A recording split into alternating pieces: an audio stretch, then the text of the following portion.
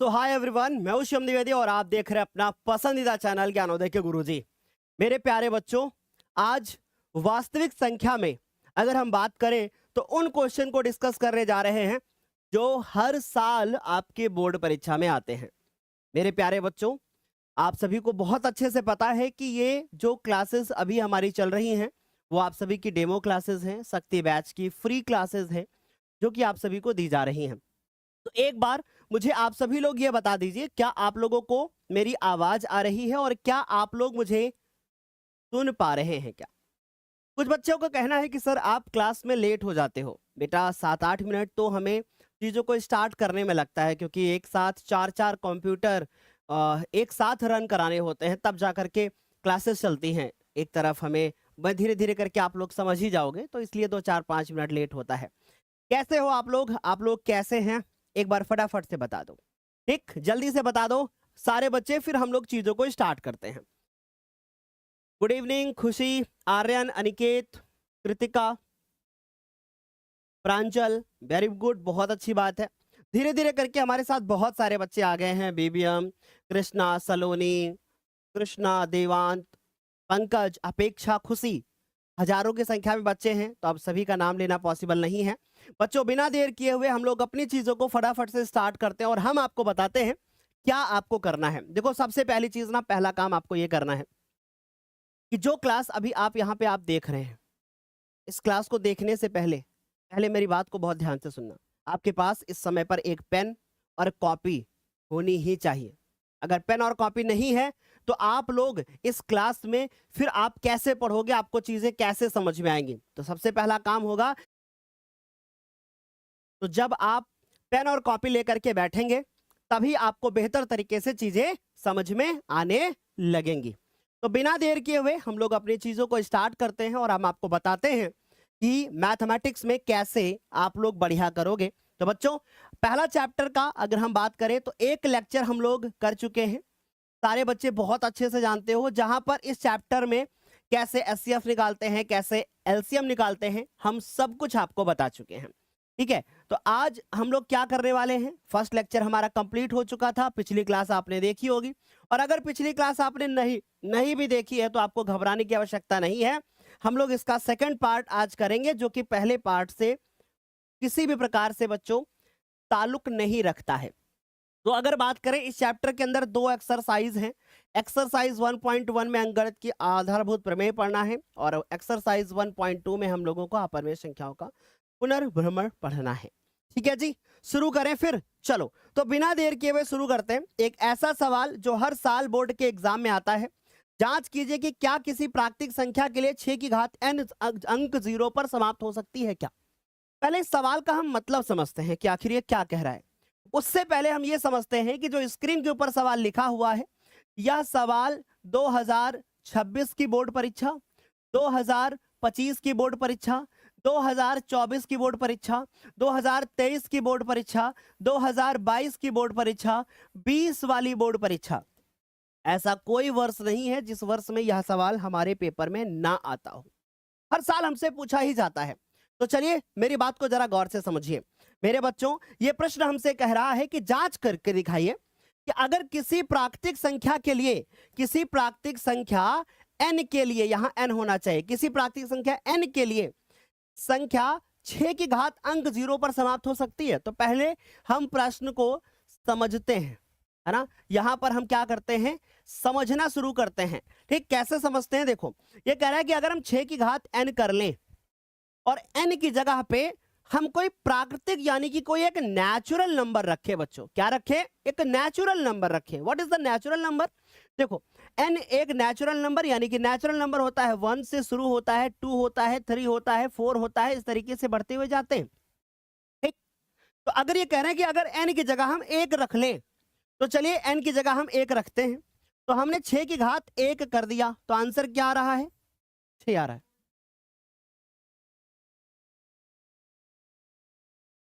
बेटा 1 सेकंड का होल्ड करना। हेलो, हाँ हाँ, हम्म हम्म, अच्छा एक काम करते हैं ना, हम आशुतोष सर से आपकी बात करवाते हैं, ठीक?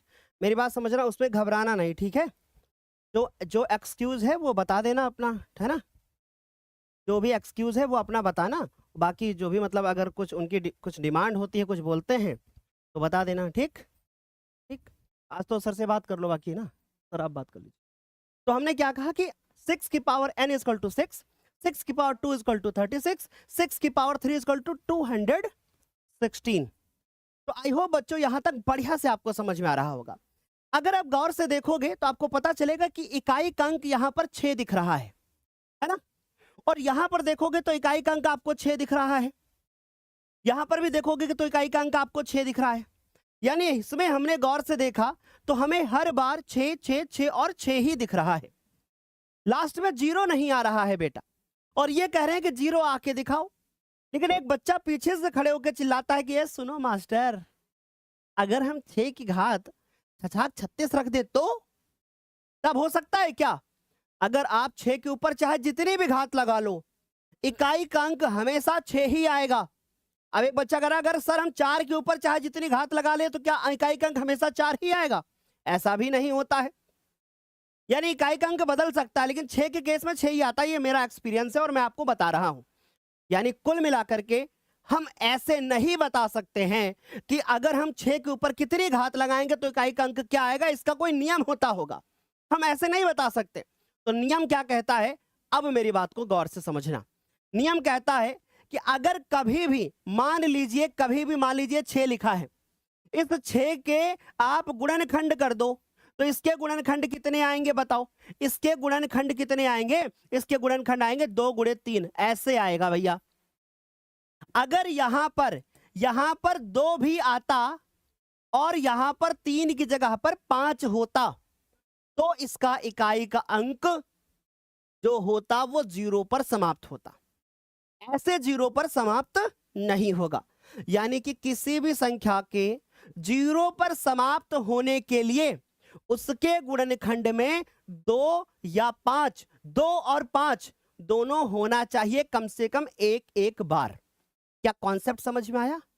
जल्दी बताओ, क्या कॉन्सेप्ट समझ में आया? जल्दी से बताओगे तभी मैं आपको यहां पर चीजें एक्सप्लेन कर पाऊंगा। ओके जानवी, वेट करें, अभी पहले हमारी बातों को सुनने का प्रयास करें, तभी आपको चीजें क्लियर हो पाएंगी, है ना? तभी आपके डाउट्स क्लियर होंगे, अन्यथा डाउट्स और बनते जाएंगे बेटा। चलो यहां तक सारे बच्चों को बढ़िया से समझ में आया? आगे चलो। चलो हाँ, अगर 6 की घात 0 रख दे तो, अरे बेटा अगर 6 की घात 0 कर दोगे तो भी तो आंसर 1 ही आएगा, और 0 एक प्राकृतिक संख्या नहीं है, इसलिए हम रख नहीं सकते, क्योंकि इन्होंने कहा है कि प्राकृतिक संख्या के लिए रखोगे। प्राकृत का मतलब होता है प्राकृतिक, ठीक? समझ गए? चलो तो अभी मेरी बात को जरा गौर से समझना। इसका हल कैसे लिखोगे बोर्ड के एग्जाम में? लिखोगे 6 की power n is equal to 6 के गुणनखंड लिखोगे 2 गुणे 3 की पावर n। फिर आप लिखोगे कि चूंकि 6 के गुणनखंड में, 6 के अभाज्य गुणनखंड में, लिखने का तरीका समझना, यह सवाल इंपॉर्टेंट है। 6 के अभाज्य गुणनखंड में 2 गुणे 3 है ना? जबकि 2 गुणे 3 है, कॉमा लगाइएगा, फिर लिखिएगा जबकि 0 पर समाप्त होने के लिए, 0 पर समाप्त होने के लिए, 0 पर समाप्त होने के लिए 6 के अभाज्य गुणनखंड में, अभाज्य गुणनखंड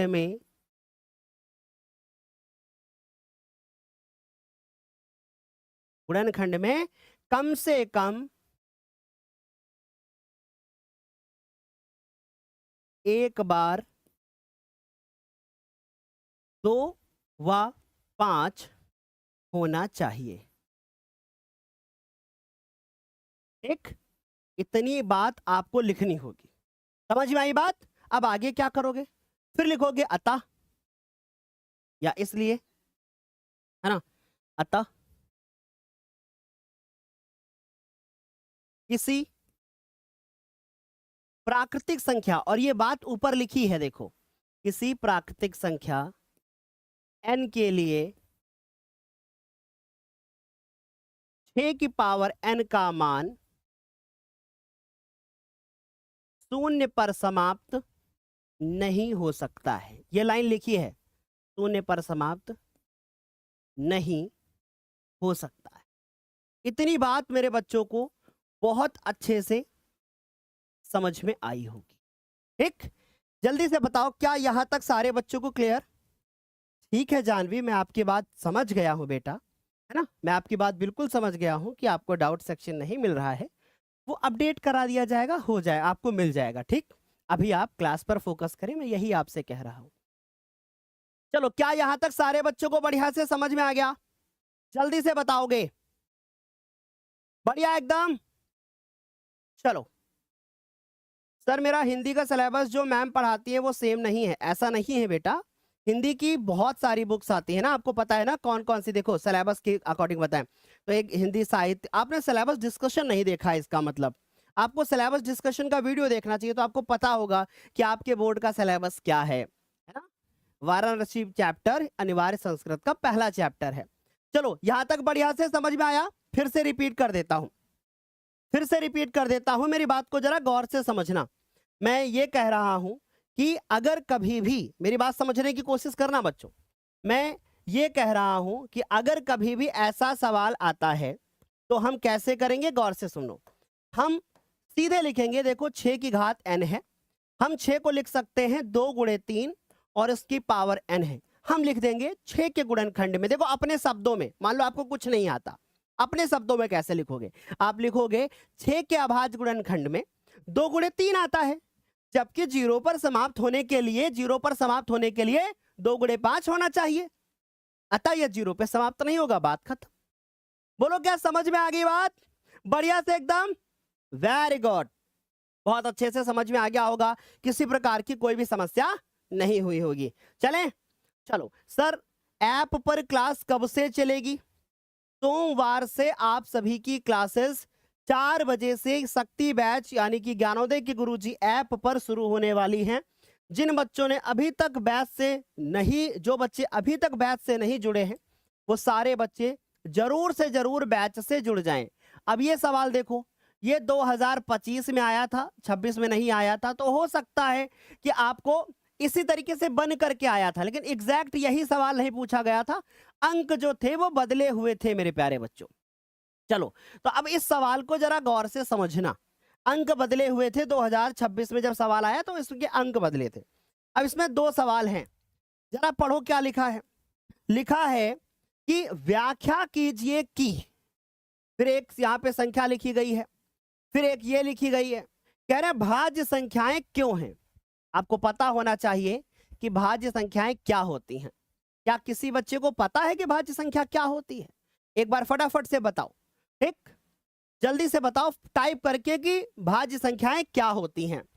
नहीं प्रिंस, आप समझने का प्रयास करें, है ना। चलें जी, चलो देखो, तो पहले समझते हैं भाज्य संख्याएं क्या होती हैं। वैसे मैं बता चुका हूं, लेकिन फिर भी आपको पता होना चाहिए। भाज्य संख्याएं वह संख्या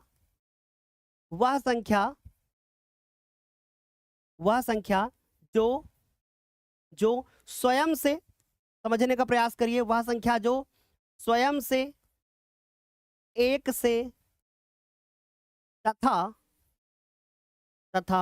किसी अन्य संख्या से भी विभाजित हो, यानी ऐसी संख्या जो किसी दूसरी संख्या से भी डिवाइड हो जाए, एक से भी हो जाए और स्वयं से भी हो जाए, ऐसी संख्या को हम लोग क्या बोलते हैं? उसको हम लोग भाज्य संख्या बोलते हैं। अब एक बच्चा लिख रहा है सर 9th की क्लासेस कब होती हैं? आज ही तो हुई है, आज तो सर की क्लास अभी हो चुकी है 5 बजे, आपने देखी नहीं क्या? सर ने आपको पूरा इंग्लिश का सिलेबस डिस्कस करके बताया ऐप के ऊपर, है ना। चलो देखो, तो मेरी बात को जरा गौर से समझना, क्या लिखा हुआ है। लिखा कि ये संख्या भाज्य क्यों है, हमने आपको भाज्य संख्या बता दिया। तो अभी देखो जरा, इसमें 2 सवाल हैं। एक सवाल ये है और एक सवाल ये है। दो सवाल हैं, तो पहले एक समझ गए तो दुनिया के कोई भी सवाल आ जाएं आपको 1% भी तकलीफ नहीं होगी। समझ में आ रही बात? बढ़िया से, है ना जी? चलो, तो यहां तक बढ़िया से समझ में आया। अब मेरे को यहाँ पे क्या दिख रहा है बच्चों? पहला सवाल। अब ये पहला सवाल दिख रहा है कि 7 गुणे 11, फिर गुणे में 13 और प्लस में क्या लिखा है? 13। चलो, अब ना मैं अपने बच्चों से एक छोटा सा सवाल करता हूं और देखता हूं, पूछता हूं उनसे कि वो जानते हैं कि नहीं। मुझे एक बात बताओ, क्या आप लोगों को किसी बच्चे को पद का ज्ञान है? पद किसे कहते हैं, कोई जानता है? जल्दी बताओ मुझे कोई बताए पद क्या होता है। किसी बच्चे को पता है कि पद किसे कहते हैं? अगर पद बता लेगा तो जान जाऊंगा कि हाँ आप लोग पद के बारे में जानते हो। चलो पहले समझते हैं कि पद क्या होता है। पद, जिसको अंग्रेजी भाषा में बोलते हैं टर्म, क्योंकि मैं एकदम डीप में पढ़ाऊंगा बेटा, किसी भी चैप्टर को पढ़ाऊंगा तो डीप में पढ़ाऊंगा, ठीक? चलो, जैसे मैं एक छोटा सा क्वेश्चन लिखता हूं, मैंने लिखा 3x + 2, मुझे बताओ इसमें कितने पद हैं? तो आप बोलोगे सर देखो बहुत सिंपल है, 3x + 2, सर इसमें 2 पद हैं, इसमें 2 पद हमें दिख रहे हैं, 2 टर्म दिख रहे हैं, एक ये दूसरा ये, यानी प्लस माइनस को देख करके हम पद पहचानते हैं, ठीक? कि एक ये पद है, दूसरा ये पद है। अब फिर मैंने कहा अगर बेटा मैं ऐसे कर दूं कि 6 गुणे 5 प्लस में 3, और अब मैं बोलूं कि इसमें कितने पद दिख रहे हैं तुम्हें, तो बोलोगे देखो वेरी सिंपल, इसमें भी मुझे 2 पद ही अभी दिख रहे हैं, एक ये दिख रहा है और एक ये दिख रहा है, दिख रहा है? ऐसे आप पद पहचान लोगे। तो अगर मैं यहां पूछूं तो आप क्या बताओगे कि देखो सर यहां एक पद है और एक ये पद है। अगर मैं यहां से कॉमन लेना चाहूं तो मैं ले सकता हूं, ये बात आप बहुत अच्छे से जानते हो। तो अगर मैं यहां से 13 निकाल लूं, ठीक, यहां भी 13 है, यहां भी 13 है, तो बीच में गुणा लगा है तो हम इसको ऐसे नहीं बोल सकते 1 पद 2 पद 3 पद 4 पद, प्लस माइनस ही बताएगा। तो 13 हमने निकाल लिया। अब अंदर बचा 7 गुणे 11 और यहां से 13 हमने निकाल लिया, तो 13 एकम 13, यहां एक बचेगा। अब एक बच्चा पीछे से नाक बहाता हुआ बोल रहा है, कह रहा है सर जब आपने 13 निकाल लिया तो 0 बचना चाहिए। हमने कहा वेरी गुड बेटा, चलिए हम आपकी कंफ्यूजन को दूर करते हैं। अगर यहां 0 होता तो जब आप इसको 13 से अंदर गुणा करते तो यहां तो 0 आ जाता। इसीलिए जब कॉमन लेते हैं और पूरी संख्या अगर निकल जाती है तो वहां पर हम 1 लिखते हैं, 0 नहीं लिखते हैं। क्या यहां तक सारे बच्चों को समझ में आ गई इतनी बात? अब कुछ बच्चे कह रहे हैं सर फिजिक्स की क्लास कब होगी? तो बेटा एक साथ सारे चैप्टर्स नहीं पढ़े जाते हैं, है ना? हम लोगों को धीरे धीरे करके ही चीजें पढ़नी है। अगर आप एक साथ ड्रीम देखोगे कि हम एक दिन पढ़ करके टॉपर बन जाएं तो ऐसा नहीं हो सकता है। अगर टीचर पहले पहला चैप्टर पढ़ाएगा, फिर दूसरा पढ़ाएगा, फिर तीसरा पढ़ाएगा, फिर चौथा पढ़ाएगा, तो प्लीज आप समझने का कोशिश करें। कुछ बच्चे कह रहे हैं इसका आंसर 1014 होगा। अगर ये लिख करके आए बोर्ड के एग्जाम में तो नंबर 0 मिलेंगे। इसका आंसर आपको कथन के रूप में लिखना है, कोई जल्दबाजी मत करो बेटा, ठीक? समझ गए? बढ़िया। चलो, अब देख पा रहा हूं कुछ बच्चे लगातार, सर मैंने बैच लिया है, हमारा नाम ले लो, पढ़ाई ना करो बस, बाकी तुम सब कुछ कर लो मेरे बच्चे, है ना? 10th क्लास में आ गए हो, पढ़ाई को लेकर के सीरियस हो जाओ। टीचर को नाम लेने के लिए मत बोलो, उसको पढ़ाने के लिए बोलो, यह तब तुम्हारे अच्छे बच्चे की पहचान है। चलो अब 13 हो गया। अब 11 सते 77 और 1 78, तो यहां पर 78 कैसे आया तुम्हें पता चला ना? कैसे आया? 11 सते 77 और 1 जोड़ दिया 78। अगर तुम्हें एक दिक्कत है तो आप ऐसे लिखो, इसको ऐसे लिखो, 77 प्लस में 1, है ना? तो सर क्या हो जाएगा? 78।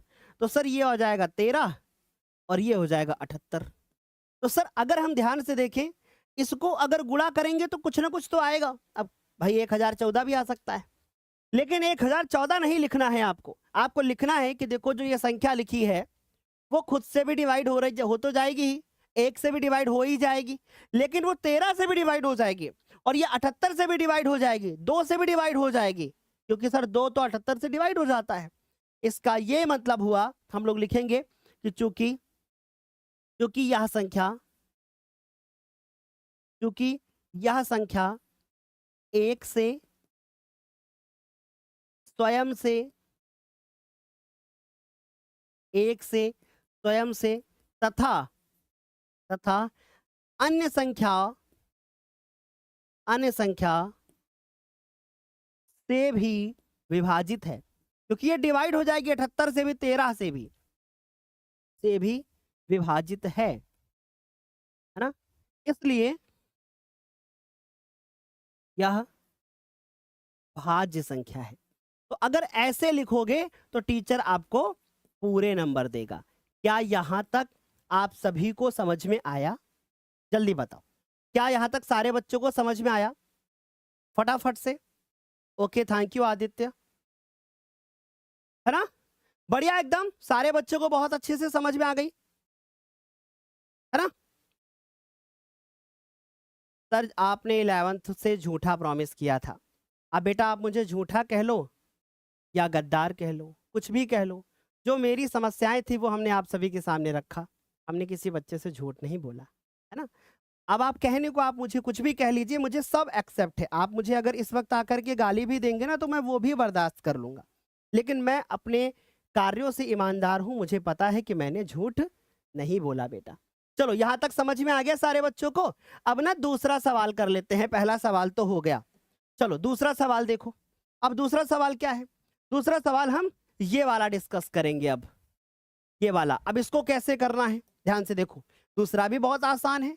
कैसे करना है देखो, हमें लिखना है 7, फिर गुणे में 6 लिखना है, फिर लिखना है 5, फिर लिखना है हमें 4, फिर हमें लिखना है 3, फिर लिखना है 2 और गुणे में लिखना है 1 और प्लस में लिखना है बच्चों हमें 5।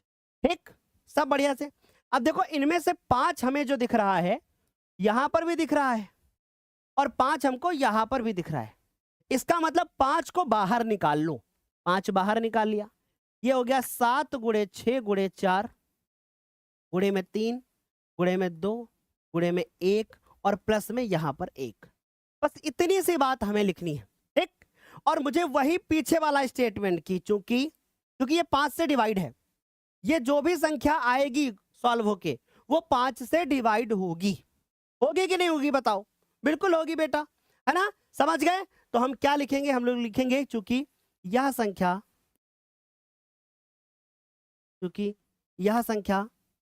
स्वयं से, क्योंकि खुद से तो डिवाइड होगी ये संख्या, जो भी सॉल्व करने के बाद आएगी, स्वयं से, एक से। इसको पूरा नहीं हल करने की जरूरत होती है बोर्ड पेपर में, इतना ही आपको छोड़ना है। यह संख्या स्वयं से, एक से तथा अन्य संख्या से। अन्य संख्या, और अन्य संख्या कौन सी है? 5। चाहो तो आप लिख सकते हो 5 से भी क्या है? से भी विभाजित है, यानी उससे भी क्या है? विभाजित है। अतः यह भाज्य संख्या है।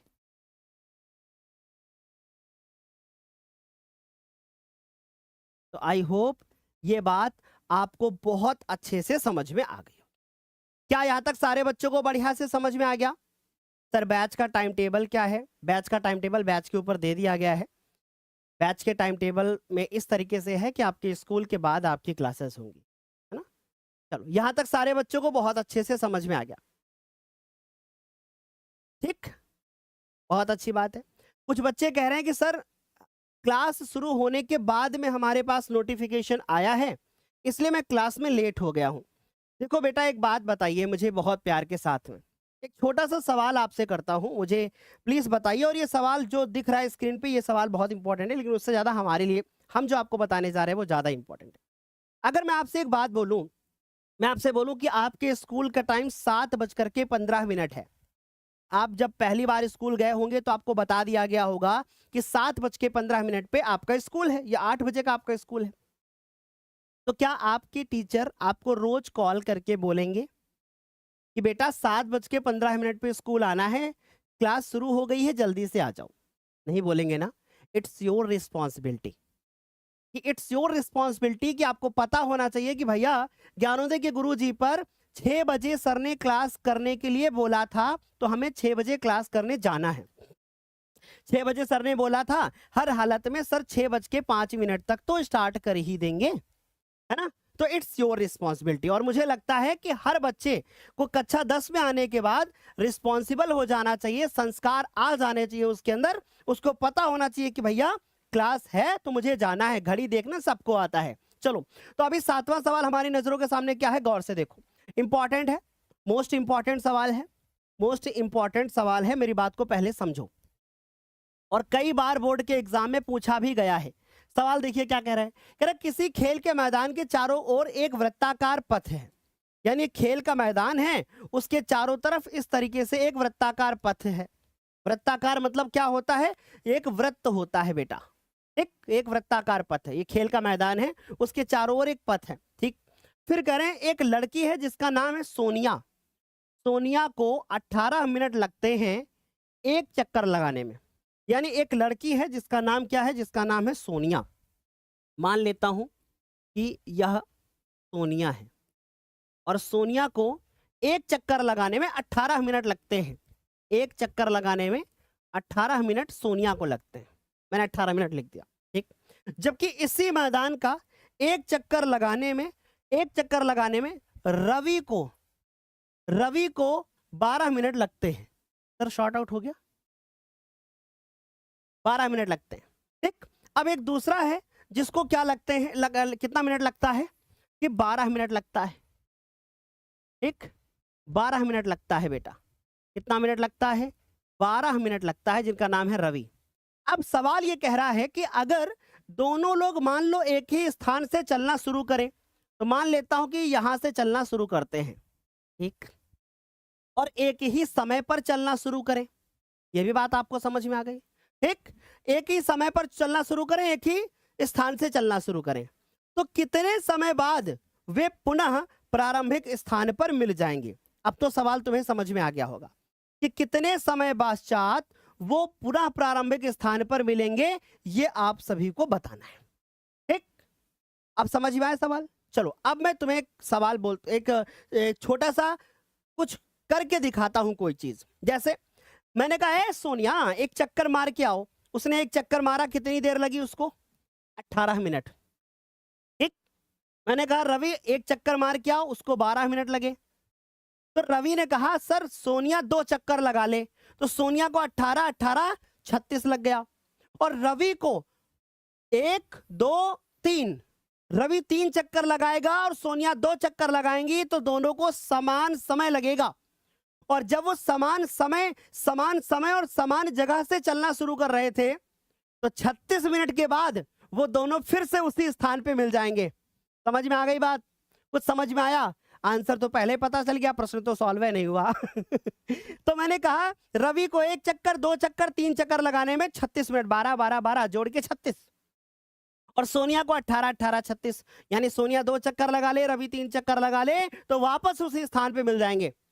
लेकिन 36 तो बता दिया सर आपने, अब इसका आंसर कैसे निकले। तो भाई समय घटता नहीं है ना, यानी हमें इन दोनों भाई मासा क्या होगा, इन दोनों संख्याओं से छोटा आएगा, या तो छोटी संख्या के बराबर आता है, लासा इन दोनों संख्याओं से बड़ा आता है, या तो बड़ी संख्या के बराबर आता है। इसका मतलब है कि सर हमें इन संख्याओं का लासा यानी लघुत्तम समापवर्तक निकालना होगा, बस सवाल खत्म, ठीक। तो मैंने क्या कहा, मैंने कहा इस सवाल का हल हमें कैसे करना है, जरा ध्यान से देखो। हम लोग लिखेंगे कि, क्योंकि प्रश्न अब लिखना तो अच्छे से पड़ेगा, ऐसे थोड़ी लिख देंगे 12 18 कैल्शियम बराबर 36, इसका आंसर 36, बात अब ऐसे थोड़ी नंबर मिलता है, हमें लिखना होगा अच्छे से। तो हम ऐसे लिखेंगे, कैसे लिखेंगे देखो, हम लिखेंगे कि सोनिया को एक चक्कर, सोनिया को एक चक्कर पूरा करने, एक चक्कर पूरा करने में लगा समय 36 मिनट, जबकि रवि द्वारा लगा समय 18 मिनट, सॉरी सोनिया को 18 मिनट, इसको 12 मिनट, है ना, 12 मिनट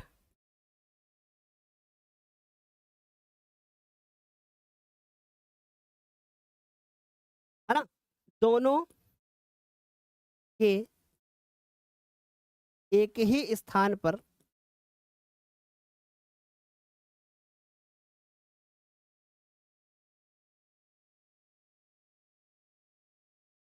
मिलने का जो समय होगा वो क्या होगा, 12 व 18 का लघुत्तम समापवर्तक। तो ये लिखने का तरीका है। और 12 और 18 का लघुत्तम समापवर्तक, आप ये चित्र नहीं बनाने की जरूरत है फिलहाल, लेकिन फिलहाल मैंने बना दिया इसलिए कि ताकि आपको प्रश्न समझ में आए। बस आप क्या करोगे, आप यहां लिखोगे, ऐसे लाइन खींचोगे और आप लिखोगे 12 और कॉमा लगाओगे 18 और इसका एलसीएम निकाल लो। तो देखो 2 से काटोगे, 2 छाक 12, 2 9 18, फिर 2 से काट दो, 2 3 6 और ये 9, फिर 3 से काट दो, 3 एक कम 3, 3 तक को 9, फिर 3 से काट दो तो सर 1,1। तो सर देखो 2 दूनी 4 और 4 तिया 12 और 12 तिया 36, यानी इनका गुणा करोगे 2 दूनी 4, 2 दूनी 4, 3 तुम 3, तो सर इस तरीके से आएगा 36।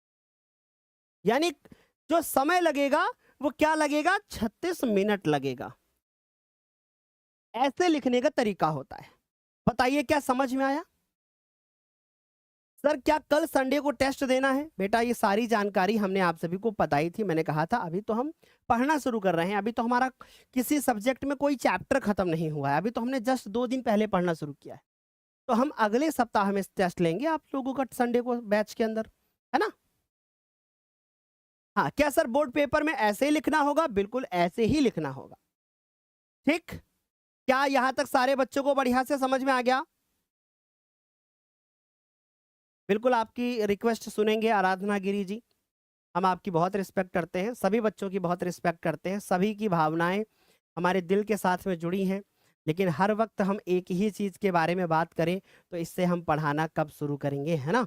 तो क्या यहां तक सारे बच्चों को समझ में आया? सर आपको कैसे पता चला कि हमें एलसीएम ही लेना है? क्योंकि देखो बेटा समय कभी घटता नहीं है ना, अब अगर ये दौड़ेंगे तो समय बढ़ेगा, और अब बढ़ेगा मतलब फिर मुझे बड़ी चीज निकालनी है, तो सर मुझे फिर एचसीएफ नहीं निकालना होगा, एलसीएम ही निकालना होगा, क्योंकि एलसीएम छोटा आता है और एलसीएम सॉरी एचसीएफ छोटा आता है और एलसीएम बड़ा आता है। ठीक, तो धीरे धीरे करके आपको चीजें समझ में आएंगी, कब हमें एचसीएफ निकालना है, कब हमें एलसीएम निकालना है। ठीक, बहुत अच्छे से सारे बच्चों को अच्छे से क्लियर हो गया ना? एक बार फटाफट से बता दो फायर इमोजी के साथ। Okay, thank you so much. चलो जी, तो इस तरीके से हमारी पहली एक्सरसाइज होती है समाप्त। अब हमारी शुरू होती है एक्सरसाइज 1.2, और मैं आप सभी को कहना चाहता हूं कि आपको मैं 3 सवाल बताऊंगा जो इस बार तुम्हें बोर्ड के एग्जाम में देखने को मिलेंगे। ऐसा आज तक नहीं हुआ है कि ये सवाल बोर्ड एग्जाम में किसी भी सेट में ना आया हो, चाहे वो 2026 का पेपर हो, चाहे 25 का पेपर हो, चाहे 24 का पेपर हो, चाहे 23 का पेपर हो, या 22 का पेपर हो, 21 में पेपर हुआ नहीं था, चाहे 2020 का पेपर हो, चाहे 19 का पेपर हो। जब से एनसीईआरटी आई है 2019 से यूपी बोर्ड के अंदर, तब से हर वर्ष ये सवाल बोर्ड के एग्जाम में आता है, कभी 2 नंबर का तो कभी 4 नंबर का आता है। मैं सारे बच्चों से बोलना चाहूंगा, एक बार इस क्वेश्चन का प्लीज कॉन्सेप्ट समझ लेना। एक बार अगर आप कॉन्सेप्ट समझ लोगे तो आप जीवन में कभी नहीं भूलोगे, और ये ऐसा सवाल है कि जिसको एक बार पढ़ लेना फिर दोबारा पढ़ना नहीं कभी। ठीक, आज पढ़ लो और कम से कम 4 बार स्वयं प्रैक्टिस कर लो लिख करके, फिर दोबारा इसको नहीं पढ़ना है आपको। अब इसे आप अक्टूबर के बाद पढ़ोगे। ठीक, आज पढ़ लो फिर 3-4 बार प्रैक्टिस कर लो। क्या यहां तक सारे बच्चों को समझ में आया? सर रेफरेंस बुक में डिफरेंट टाइप के क्वेश्चन हैं, आप बिल्कुल भी निश्चिंत रहें बेटा, हम हर टाइप के क्वेश्चन कराएंगे, है ना? हम ऐसा कुछ भी छोड़ेंगे नहीं, बस आप निश्चिंत रहो, हमारे पे भरोसा रखो, आपके बोर्ड के एग्जाम में एक एक सवाल आएगा। लेकिन अभी हम रेफरेंस बुक के सवाल इसलिए नहीं करा सकते क्योंकि अभी हमें बच्चों की नींव मजबूत करनी है ना? चलो देखो, तो अभी ऐसा सवाल अगर आएगा तो 3 टाइप के सवाल आते हैं इस तरीके से। पहला जिसमें लिखा होगा √5 एक परिमेय संख्या है, अपरिमेय संख्या सिद्ध करो। √5 की जगह पे √2 लिख करके आ सकता है, √2 की जगह पे √3 लिख करके आ सकता है, ऐसे लिख करके आ सकता है। तो मैं क्या करूंगा, मैं सबसे पहले आज √5 वाला कराऊंगा और एक सवाल अपने मन से लिख करके √2 और √3 में कराऊंगा, एक आपको होमवर्क करने को दूंगा। ठीक, चले चलो। तो अब मेरी बात को प्लीज गौर से समझना और चीजों को थोड़ा सा रियलाइज करना, कैसे सर पढ़ा रहे हैं। सबसे पहले सिद्ध करना है हमें, पूरा एक बार समझ लेना फिर कुछ जज करना, पहले अच्छे से समझो। हमने क्या कहा, मैंने कहा सिद्ध करना करके दिखाना है कि √5 एक कैसी संख्या है, अपरिमेय। तो आप मान लो, क्या मान लो, माना कि, ऐसे मानो कि माना √5 एक अपरिमेय बोल रहा है, आप परिमेय मान लो।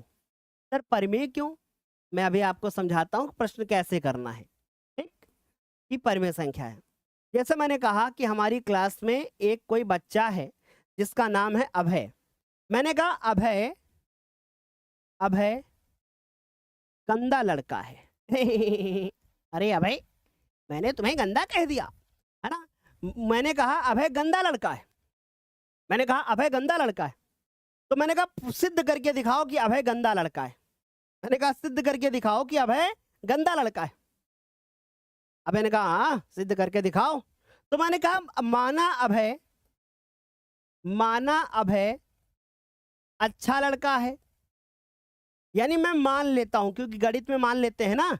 तो सर माना अभय अच्छा लड़का है, तो मैंने कहा अगर अभय अच्छा लड़का है तो इसका मतलब है कि यह अभय कोई शैतानी नहीं करता होगा, शैतान नहीं होगा। मतलब अब शैतान मतलब तुम भूत प्रेत मत समझ लेना, मतलब वो खुरापाती नहीं है, शैतानी नहीं करता है। ठीक है ना जी, बढ़िया। फिर उसके बाद फिर मैंने कहा अभय क्या करता है, माँ बाप को परेशान नहीं करता, माता जी को परेशान नहीं करता। मतलब मैंने ये कंडीशन मान ली कि भैया अगर अच्छा लड़का है तो वो परेशान नहीं करता होगा मम्मी को, पापा को, भाई को, बहन को, और शैतानी भी नहीं करता होगा।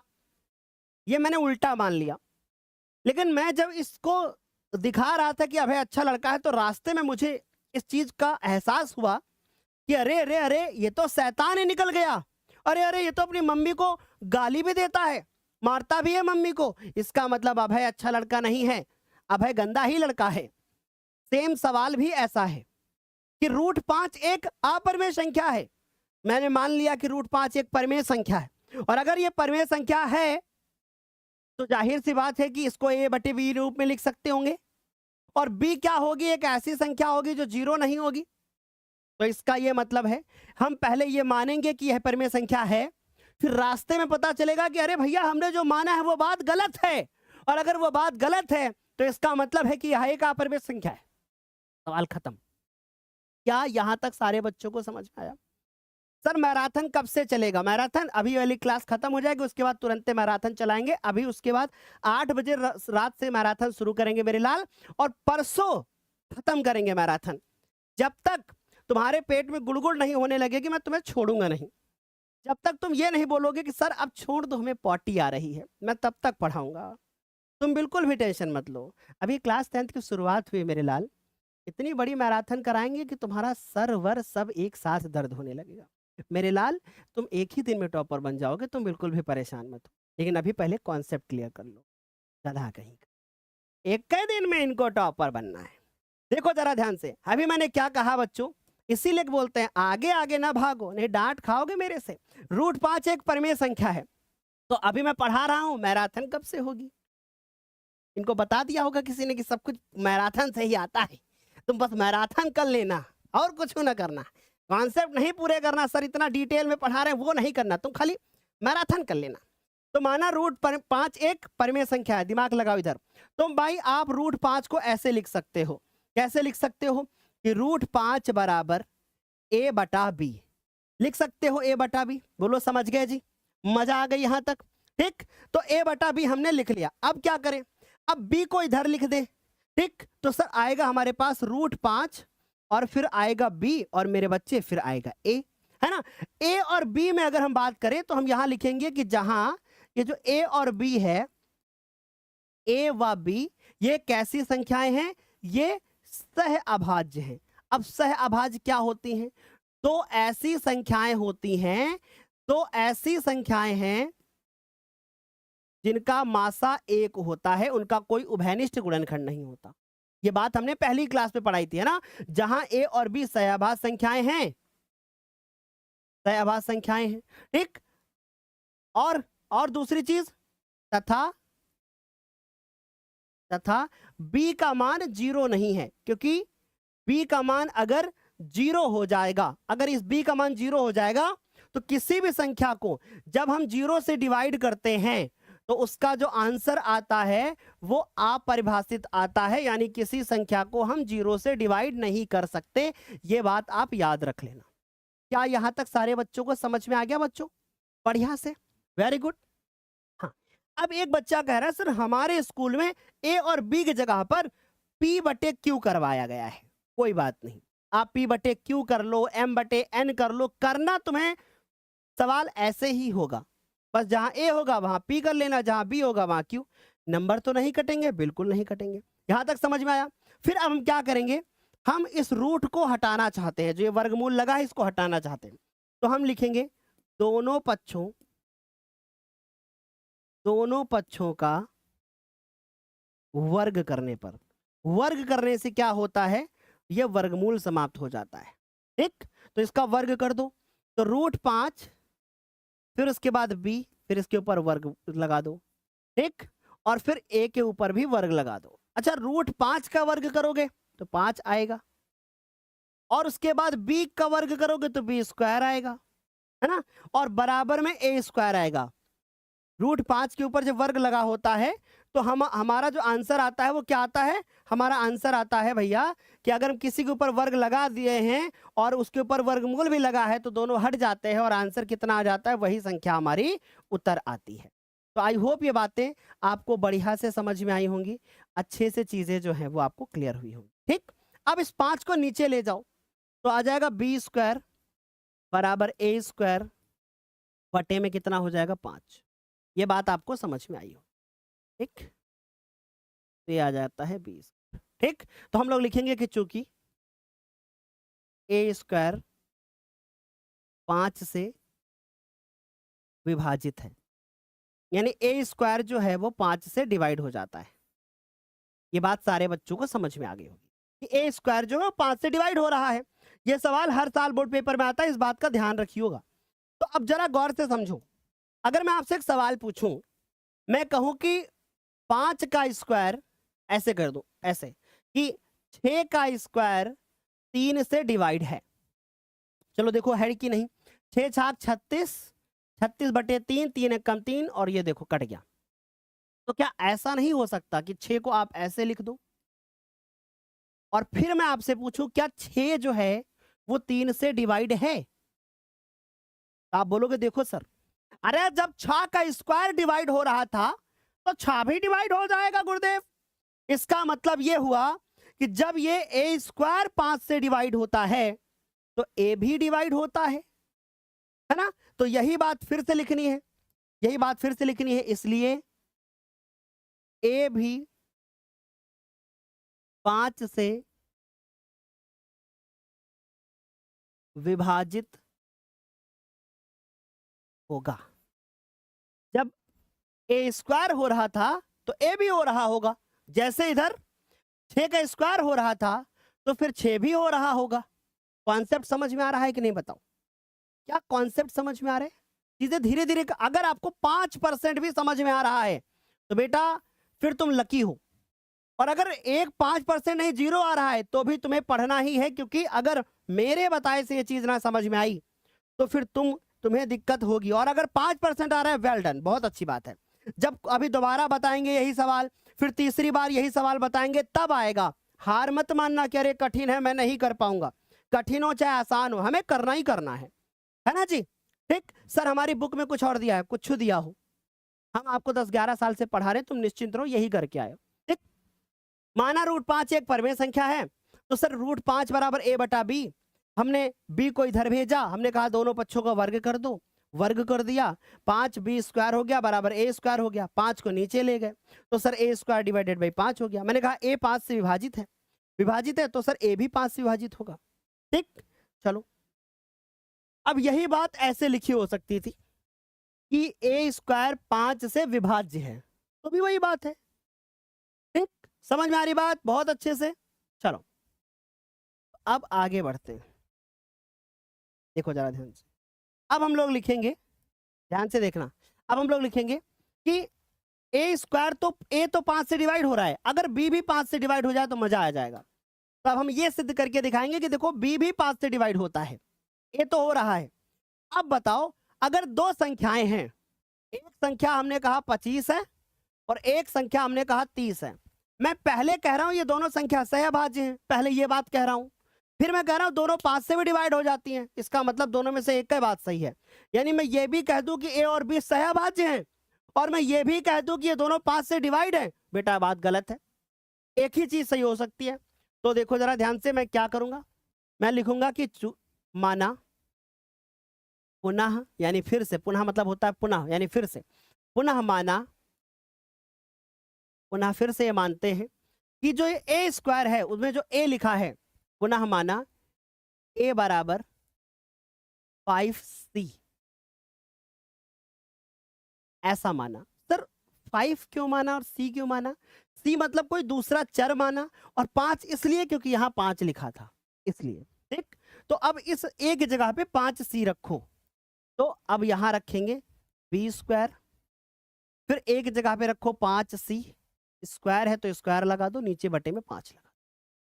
समझो ये 5 के स्क्वायर कितना हो गया 25, 25c स्क्वायर और नीचे बटे में 5 बराबर में सर बी स्क्वायर। ठीक, अब 5 से इसको काटो तो 5 25, 5 से काट दो इसको तो आया 5c स्क्वायर और सर यहाँ आ गया हमारे पास 20।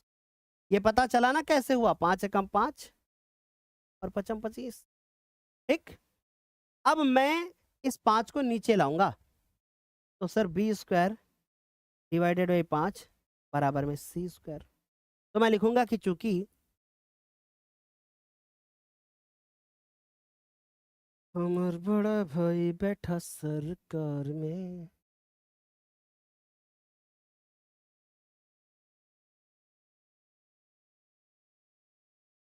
तो अब मैं क्या लिखूंगा बेटा, मैं लिखूंगा कि चूंकि ये जो बी स्क्वायर है वो 5 से क्या है विभाज्य है कि नहीं बताओ? क्योंकि बी स्क्वायर 5 से विभाज्य है, इसलिए बी भी क्या होगा 5 से विभाज्य होगा।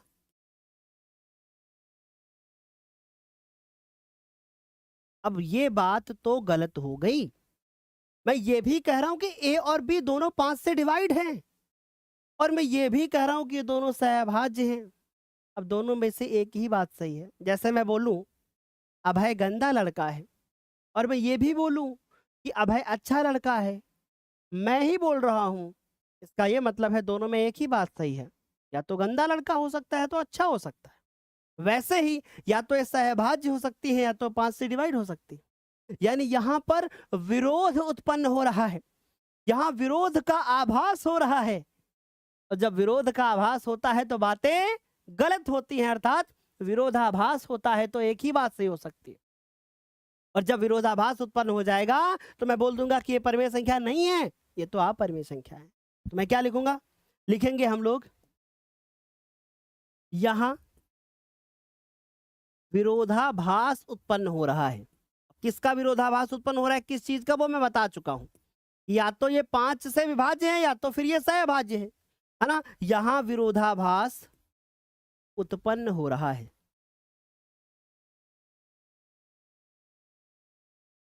ना। हमारी जो कल्पना है, जो हमने माना है ना, कल्पना मतलब ये जो माना मैंने, हमारी कल्पना असत्य है, अतः √5 एक परिमेय संख्या नहीं है बल्कि अपरिमेय संख्या है। √5 एक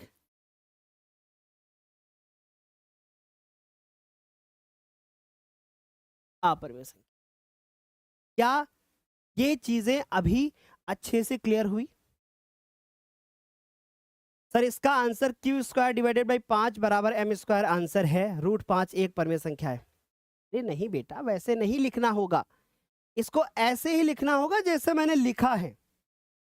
आप यहां तक छोड़ के नहीं जा सकते, गलत हो जाएगा। आप ये नहीं लिखोगे, गलत हो जाएगा। आपको ऐसे ही लिखना होगा।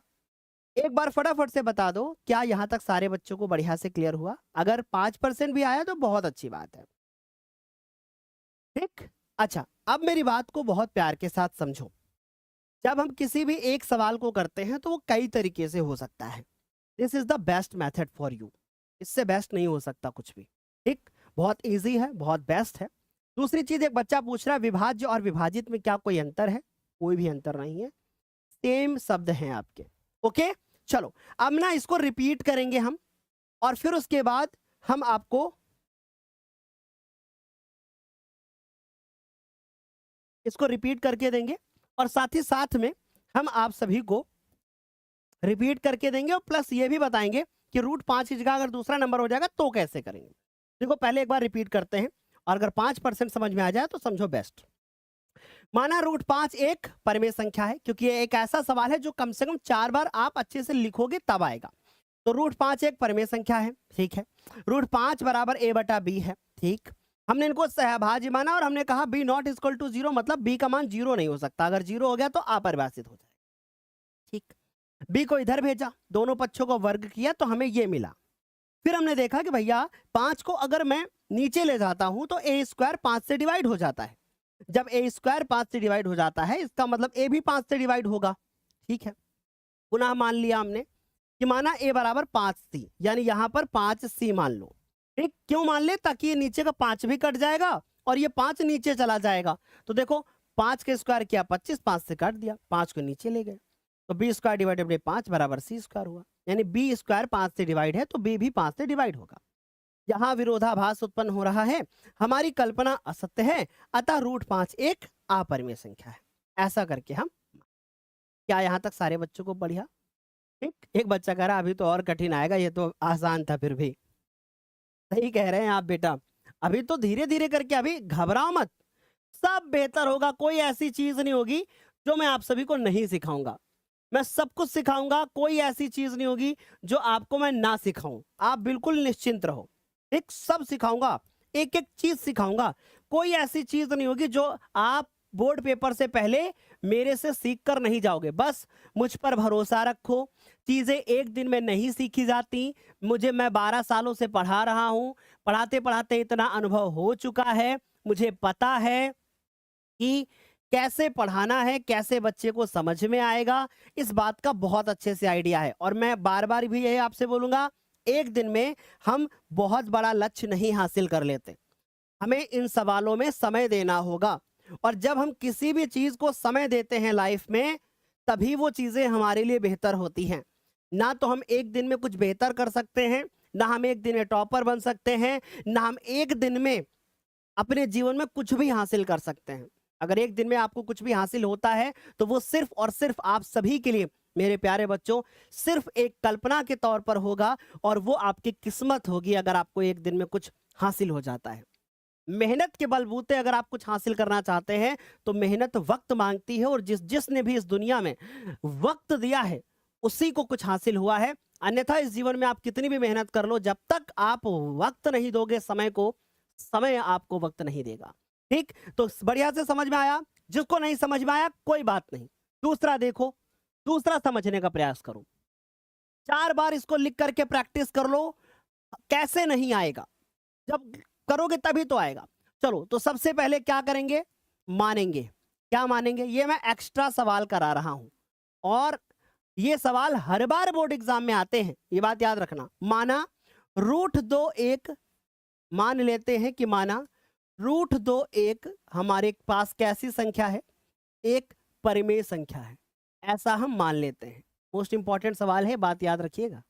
किताब में तो दो वाला नहीं दिया है, हो सकता है उदाहरण में दिया होगा। उदाहरण में दिया होगा तो मैं कराऊंगा नहीं, इस बात का ध्यान रखना। माना रूट 2 एक परमेय संख्या है, तो मैं रूट 2 लिखूंगा यहां पर, और फिर मैं यहां लिख दूंगा a बटा b, और मैं यहां पर लिख दूंगा कि देखो जहां ए और बी है, जहां ए और बी ये कैसी संख्याएं हैं बेटा, ये सह अभाज्य संख्याएं हैं,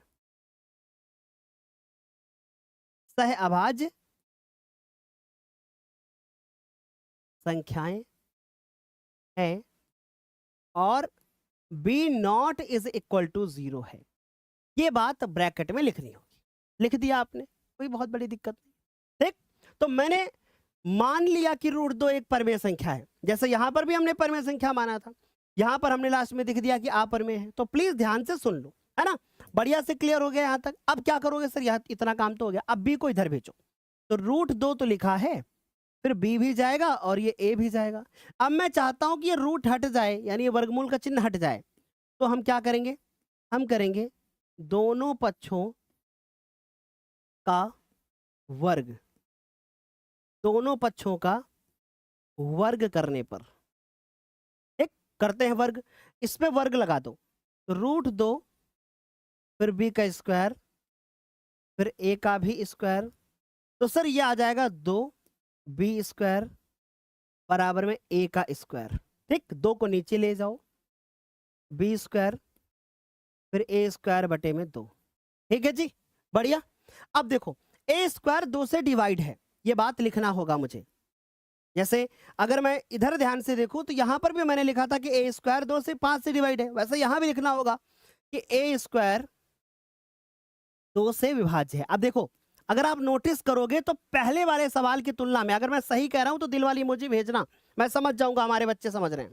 ठीक, समझ गए सर, √2 भी अपरमेय संख्या है, बिल्कुल है, हमें सिद्ध करके दिखाना है। ठीक, चलो अब मुझे बताओ कि दिल वाली इमोजी के साथ अगर तुम्हें लग रहा हो कि अरे पहले वाले की तुलना में ये वाला सवाल मैं जल्दी कर पाऊंगा, है ना, मैं मतलब आप ए स्क्वायर 2 से विभाज्य है और आपको थोड़ा और बेहतर समझ में आएगा जब धीरे धीरे चीजें सीखोगे, एक साथ नहीं आता कुछ भी। अब नीचे क्या लिखूंगा, ए भी क्या होगा, ए भी 2 से विभाज्य है। ठीक, मुझे लगता है यहां तक अच्छे से समझ में आया होगा, बढ़िया, बहुत अच्छे से, धीरे धीरे करके ही आएगा। मैंने क्या कहा, मैंने कहा √2 एक परमेय संख्या है, √2 बराबर a बटा b माना। फिर मैंने कहा कि देखो जी a और b सहअभाज्य संख्याएं हैं, अगर ये सहअभाज्य संख्याएं हैं और b जो है वो नॉट इक्वल टू 0, यानी सहअभाज्य संख्याएं, इसका मतलब है कि इनका उभयनिष्ठ गुणनखंड 1 होगा, पर मैं अभी दिखाऊंगा इनका उभयनिष्ठ गुणन 2 भी होता है। इसका मतलब है एक ही बात सही हो सकती है, दोनों नहीं हो सकती। ठीक, तो आधा सवाल हमारा यहां तक हो गया। अब आगे क्या करोगे, यहां तक तो हो गया, अब क्या करोगे, अब बोर्ड पेपर में जब आप करोगे तो एक ही पेज में ऐसे करते हुए चले जाओगे, मैं तो इसलिए कर रहा हूं ताकि अगल बगल लिखा रहेगा तो समझ में आएगा। तो अब मैं क्या करूंगा, इस एक जगह पे मान लूंगा 2c, जैसे इधर मैंने क्या माना था, इधर माना था 5c, इधर क्या मानूंगा 2c, तो क्या लिखूंगा, पुनः पुनः माना, क्या माना, इस एक जगह पर 2c।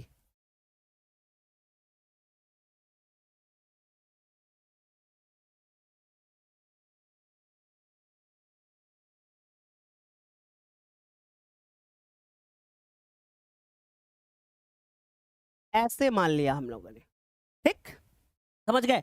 अब यहां पर देखो बी स्क्वायर, फिर यहां रखेंगे 2c स्क्वायर लगाएंगे, नीचे बटे में 2 लगाएंगे, इसको देखो जरा ध्यान से, ये बी स्क्वायर हो गया, यहां हो गया 4c स्क्वायर, फिर नीचे 2। अब दिमाग लगाओ, 2 1 कम 2, 2 दूनी 4, ठीक है, तो सर ये हो जाता है बी स्क्वायर, ये आ जाता है सी स्क्वायर, और ये 2 जो है वो नीचे भेज दो, ये 2 नीचे भेज दो, तो बी स्क्वायर बटे में 2 और यहां बचा सी स्क्वायर। बढ़िया, अच्छे से समझ में आ गया। एक बच्चा है टॉपर नाम से उसकी आईडी है, लगातार वो क्यू स्क्वायर बटे 2 बराबर सी स्क्वायर आंसर है, बेटा वो आंसर नहीं है, इन सवालों में कोई आंसर नहीं आता, गणित का हर सवाल आंसर नहीं देता है, कुछ सवालों को हमें सिद्ध करना होता है, और जो सवाल हमें सिद्ध करने होते हैं उनका कोई आंसर नहीं होता है। अगर आप किताब के पीछे इनका आंसर ढूंढने की कोशिश करोगे आंसर सीट में, तो आपको आंसर नहीं मिलेगा, ये हमें सिद्ध करना होता है। ठीक। सर क्या हमें यहाँ समीकरण भी मान लेना होगा? कोई जरूरत नहीं। अब हम यहाँ क्या लिखेंगे? यहाँ लिखेंगे कि चूंकि बी स्क्वायर 2 से विभाजित है या विभाज्य है, जो भी आप लिखना चाहो, बी स्क्वायर 2 से विभाजित है ना? इसलिए जो लिखना चाहो आप, है ना, बी भी 2 से विभाजित होगा, बी भी 2 से विभाजित होगा। ठीक। अब मैं ये भी कह रहा हूं कि ए और बी दोनों 2 से डिवाइड हैं। अच्छा एक बात बताओ, सोच के देखो, इमेजिन करो, एक बार इमेजिन करो, मैंने कहा ये ए है और ये बी है और दोनों सहअभाज्य हैं। इसका मतलब इनको डिवाइड करने वाला आज तक पैदा ही नहीं हुआ है कोई, इनको कोई डिवाइड नहीं कर सकता। अब मैं साथ में ये भी कह रहा हूं कि ए भी 2 से डिवाइड है और बी भी 2 से डिवाइड है। अब इसका मतलब है कि एक कोई भी बात सही हो सकती है, दोनों बातें सही नहीं हो सकती। ये तो वही बात हो गई कि लखन काका अच्छे हैं और लखन काका अच्छे नहीं भी हैं, एक ही बात सही हो सकती है। इसका मतलब है यहां तो विरोधाभास उत्पन्न हो रहा है ना? यहां क्या हो रहा है? यहां विरोधाभास उत्पन्न हो रहा है, यहां विरोधाभास उत्पन्न हो रहा है, उत्पन्न हो रहा है ना? यहां विरोधाभास उत्पन्न हो रहा है। हमारी कल्पना असत्य है, यानी हमारी जो कल्पना है, जो हमने माना है, कल्पना मतलब जो हमने माना है ना, हमारी कल्पना असत्य सिद्ध हो रही है या असत्य है। अतः अतः अतः रूट दो एक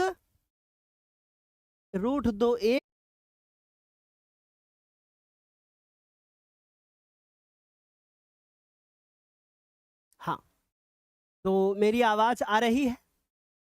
कुछ क्लास रुक गई थी ना शायद, कुछ इंटरनेट का इशू रहा होगा, है ना? हाँ, कुछ इंटरनेट का इशू रहा होगा। चलो हाँ, बढ़िया, आगे चलें अब। चलो अच्छा, क्लास रुक गई थी, अभी सही है ना? बहुत अच्छी बात है, बहुत अच्छे से समझ में आया। चलो, तो अभी मैंने क्या कहा भाई? मैंने क्या कहा कि यहां विरोधाभास उत्पन्न हो रहा है, हमारी कल्पना असत्य है, रूट दो एक अपरिमेय संख्या है। अब एक कोई बच्चा मान लो कहे कि नहीं सर, किताब में तो ये स्टेटमेंट दूसरी तरीके से लिखा है।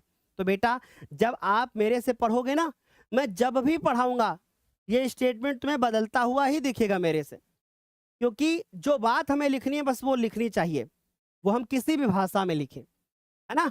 तो आप इसको बना के भी लिख सकते हो। क्या यहां तक सारे बच्चों को समझ में आया कि यहां विरोधाभास उत्पन्न हो रहा है, हमारी कल्पना सत्य है, रूट दो एक पर अपरिमेय संख्या। अच्छा, अब एक ऐसा सवाल बताने जा रहा हूं जो तुम्हारे बोर्ड के एग्जाम में हर वर्ष पूछा जाता है, एक मोस्ट इंपॉर्टेंट सवाल। इस सवाल को सारे बच्चे बहुत अच्छे से तैयार करेंगे। क्या मैं बता दूं? बताओ, क्या आप चाहते हो बता दिया जाए? चलो जी, पहला सवाल आपको बताता हूं, ध्यान से सुन लो। पहला सवाल है, सिद्ध कीजिए कि रूट 3 एक अपरिमेय संख्या है। एक ये सवाल हमारे लिए बहुत ज्यादा महत्वपूर्ण है कि सिद्ध कीजिए कि रूट 3 एक अपरिमेय संख्या है। दूसरा सवाल देखो, ये तो पहला था, है ना? दूसरा सवाल देखो, ये 4 सवाल बहुत अच्छे से तैयार करना, 2 मैं बताया हूं और ये 2 और। सिद्ध कीजिए कि रूट 7, जिसमें से दूसरा वाला जो ये बताया है ये थोड़ा कम पूछा जाता है और बाकी के तीनों बहुत पूछे जाते हैं। क्या यहां तक सारे बच्चों को बढ़िया से समझ में आया? चलो, तो इस तरीके से इन दोनों सवालों को अच्छे से प्रिपेयर करके जाइएगा। अब कुछ ऐसे सवाल आते हैं हमारी नजरों के सामने, कुछ ऐसे सवाल आते हैं हमारी नजरों के सामने जिसमें से पहला ये सवाल है कि सिद्ध कीजिए कि 3 प्लस 2√5 एक अपरिमेय संख्या है। यानी अभी तक सवाल सिर्फ लिखा होता था √5, अब इस रूट के आगे भी कुछ लगा दिया गया है, फिर उसमें कुछ जोड़ भी दिया गया है। तो सर हम इस कॉन्सेप्ट को समझने से पहले पहले कुछ चीजों को समझते हैं और थोड़े से कुछ कॉन्सेप्ट समझते हैं, ताकि हमें और भी चीजें बेहतर समझ में आए। क्या आप चाहते हो कि पहले कुछ थोड़ा कॉन्सेप्ट बताएं सर, जो तो हमें मजा भी आए और साथ ही साथ में हम कुछ नया भी सीखें, जो किताब में नहीं दिया है वो भी सीखें, पेपर में जो आता है वो भी सीखें। बताया जाए? चलो, तो मेरी बात को थोड़ा सा समझने की कोशिश करना। कॉन्सेप्ट, हमारे पास जब कभी भी कोई भी एक अपरिमेय संख्या होती है, हमारे पास जब कभी भी कोई अपरिमेय संख्या होती है, उस अपरिमेय संख्या में अगर हम कोई भी संख्या जोड़ते हैं, मान लीजिए वो संख्या हमने परिमेय संख्या जोड़ी, ठीक, या हम एक काम करते हैं कि हम अपरिमेय संख्या में आप ये घटाते हैं, चाहे हम परिमेय में अपरिमेय घटाएं या अपरिमेय में परिमेय घटाएं, हर केस में हमें जो संख्या मिलती है वो अपरिमेय ही मिलेगी। यानी अगर एक अपरिमेय में परिमेय घटाओगे जोड़ोगे तो आप अपरिमेय संख्या ही पाओगे, यानी कि इररेशनल नंबर ही पाओगे। समझ गए? तो सर इस तरीके से हमें ये बात बहुत बेहतर तरीके से समझ में आई होगी। मुझे लगता है कि ये बात बहुत अच्छे से आप समझ गए होंगे। क्या यहां तक सारे बच्चों को समझ में आया?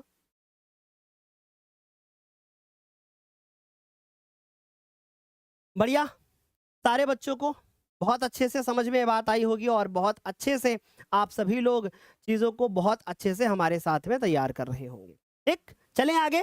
चलो, तो अगर मान लो सर हमारे पास एक अपरिमेय संख्या है और मैं उस एक अपरिमेय संख्या में कोई संख्या को डिवाइड करूं या मैं मल्टीप्लाई करूं, यानी मैं इसको गुणा करूं या मैं उसमें भाग करूं, ठीक, तो भी मुझे अपरिमेय संख्या ही प्राप्त होगा। समझ गए? बढ़िया से। तो याद रखना कि अब जैसे मुझे ये सिद्ध करके दिखाना है कि भैया आप ये सिद्ध करके दिखाओ ये अपरिमेय है, तो मैं कैसे करूंगा, मेरे साथ समझो। तो मैं सबसे पहले लिखूंगा कि माना माना 3 प्लस 2√5 एक परिमेय संख्या है।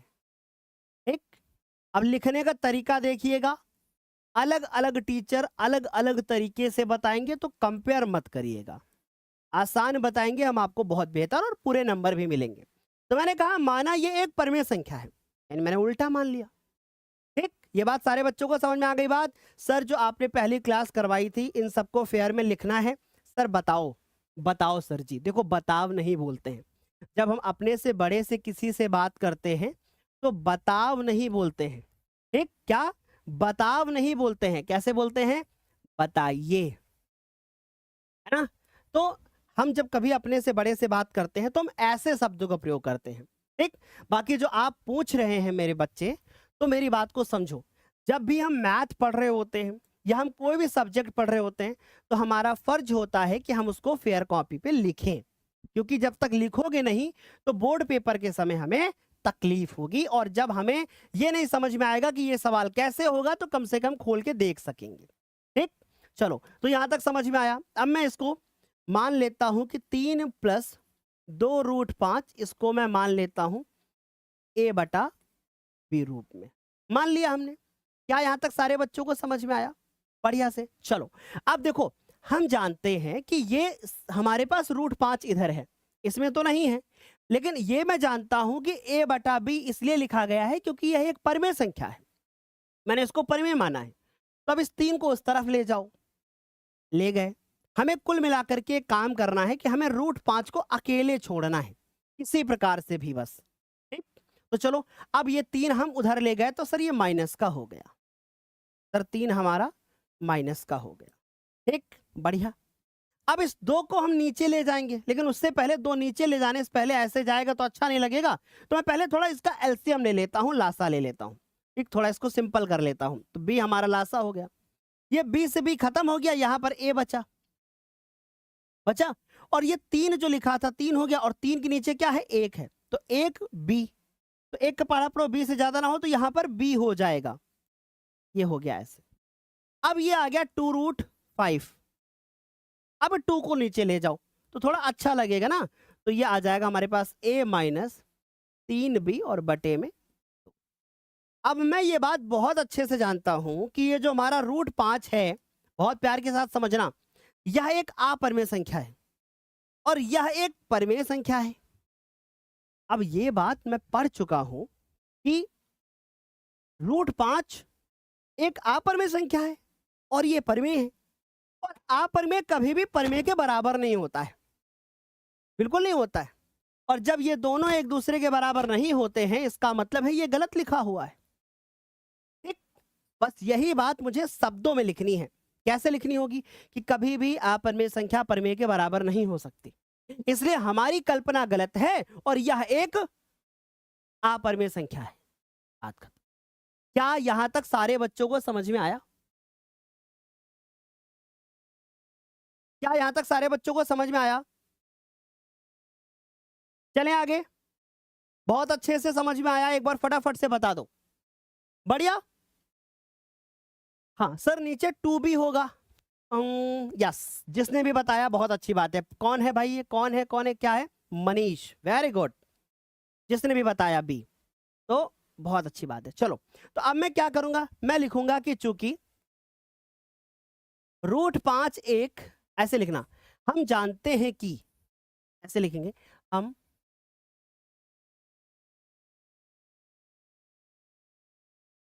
जानते हैं कि √5 एक अपरिमेय संख्या है। जो भी संख्या उधर बचेगी वही लिख दूंगा, अपरिमेय संख्या है। एक अपरिमेय संख्या कभी भी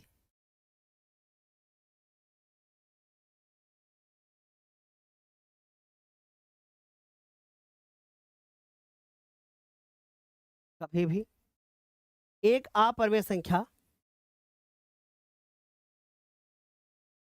कभी भी परिमेय संख्या के बराबर नहीं होती है। परिमेय संख्या के बराबर नहीं होती है। अतः हमारी कल्पना गलत है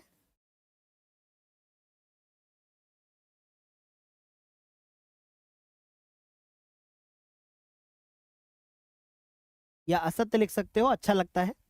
हमारी कल्पना असत्य है और ये संख्या 3 + 2√5 एक अपरिमेय संख्या।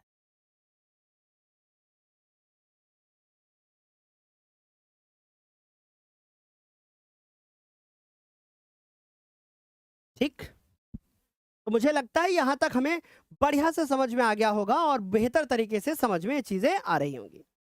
क्या यहां तक सारे बच्चों को इतना क्लियर हुआ? बताइए जल्दी से एक बार। सर और इसी तरह के सवाल और करा दीजिए।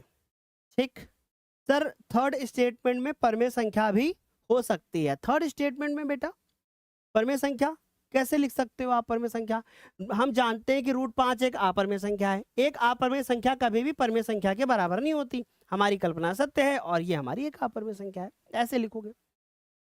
ठीक, बढ़िया एकदम, वेरी गुड। अच्छे से लिख के प्रैक्टिस करना। ठीक, चलें। सर ये रैशनल ये कैसे हो गई? एक बच्चा पूछ रहा है सर ये कैसे हो गई? देखो, अगर एक जगह कोई भी नंबर ले लोगे तो ये होगी तो परिमेय ही ना, अपरिमेय कैसे हो सकती है?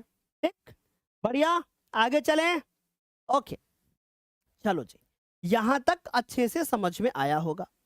अब इसी तरीके से ये सवाल है हमारे पास, इसी तरीके से ये सवाल है हमारे पास, और ये बात आपको अच्छे से समझ में आई होगी। एक्सरसाइज 1.2 के ये सवाल हैं हमारे पास, और एक्सरसाइज 1.2 में जहां तक मुझे लगता है मेरे प्यारे बच्चों, मैं जानता हूं ना कि कुछ ना कुछ टाइपिंग मिस्टेक हुई होगी इस सवाल में। यहां इस सवाल में आगे 7 लगा लो, क्योंकि मैं जैसे इधर देखा मैंने कहा रूट 5 लिखा है, ऐसा सवाल यहां आ ही नहीं सकता, तो यहां 7 लगा लो। ठीक, बाकी पूरा सवाल सही है। चलो, तो अब जरा गौर से हमारी बात को समझना। लिखा है कि सिद्ध कीजिए कि निम्नलिखित संख्याएं आपरिमेय हैं। यहां 3 सवाल हैं, ये पहला है, ये दूसरा है, और ये तीसरा है। अब ये तीसरा वाला आपको स्वयं लिखना होगा, ये 2 हम मैं बताता हूं। चलो पहला सवाल देखो, पहला सवाल क्या है, 1/√2, ये है सवाल। ठीक, हमें यह सिद्ध करके दिखाना है कि यह एक अपरिमेय संख्या है। और प्लीज मेरी बात को बहुत प्यार के साथ समझना, चीजें जब तक क्लियर नहीं होंगी आपको, तब तक आप लोग बोर्ड के एग्जाम में अच्छे मार्क्स कैसे लाओगे। किसके किसके यहाँ पे बारिश हो रही हो, जल्दी बताओ, किसके किसके यहाँ पे बारिश हो रही है। सर आप कहाँ से बिलोंग करते हो? मैं, सारे बच्चे बताओ। अच्छा, मैं कहाँ रहता हूँ, देखते हैं कितने कितने बच्चों को पता है। बताइए टाइप करके कहाँ रहते हैं। सर हो जाएगा, सवाल हो जाएगा, लेकिन बेटा सबसे नहीं हो पाएगा, इसलिए बताना हमारा फर्ज है। देखो, सबसे पहले मानेंगे कि माना 1/√2 एक परिमेय संख्या है। हर बच्चे से नहीं हो पाएगा ना, इसलिए हमारा फर्ज है इसको बताना कैसे करना होगा कि यह एक परिमेय संख्या है। मान लिया, मान लिया। अगर यह परिमेय संख्या है तो मैं इसको ऐसे लिख सकता हूं, लिख सकता हूं, लिख सकता हूं। अच्छा एक बात बताइए, अगर मैं इसको उल्टा कर दूं तो ये भी उल्टा हो जाएगा। अरे सर, अब ये सवाल तो हमारा पिछले सवालों जैसा बन गया, बस फर्क इतना है, जहां ए था वहां बी हो गया, जहां बी है वहां ए हो गया। यही तो हुआ कि नहीं बताओ? ये तो पिछले सवाल जैसा हो गया, तो इसको हम पिछले सवाल जैसा कर देंगे। लेकिन अगर बोर्ड एग्जाम में आएगा तो कैसे करना होगा वो मैं बता रहा हूं आपको, और मैं ही आपको बताऊंगा, है ना जी। चलो, तो बोर्ड एग्जाम में आएगा तो कैसे करोगे, देखो मैं इसको इधर से गुणा कर देता हूं, इसको इधर कर देता हूं। चलो इसको इससे गुणा कर लेता हूं, तो √2a = b हो गया। जैसे पिछले बार इधर भेजते थे, इस बार गुणा कर दिया। अब इधर क्या करेंगे, दोनों पक्षों का वर्ग, दोनों पक्षों का वर्ग करने पर, चलिए दोनों पक्षों का वर्ग करते हैं, तो इधर आएगा हमारे पास √2a इसका स्क्वायर, और यहां पर b का स्क्वायर।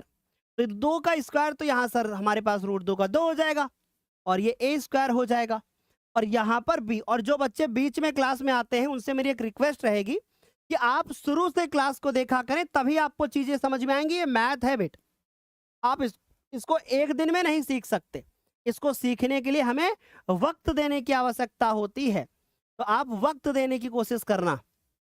अच्छा, जो हम लोग पहले सवाल कर रहे थे और इस सवाल में क्या अंतर है, वहां पर यहां ए बी आता था, यहां ए आता था, इस बार यहां पर ए आ गया, यहां बी आ गया, तो इससे कौन सी बड़ी बात है, हम कोई रट्टा थोड़ी ना मार के बैठे हुए, है ना।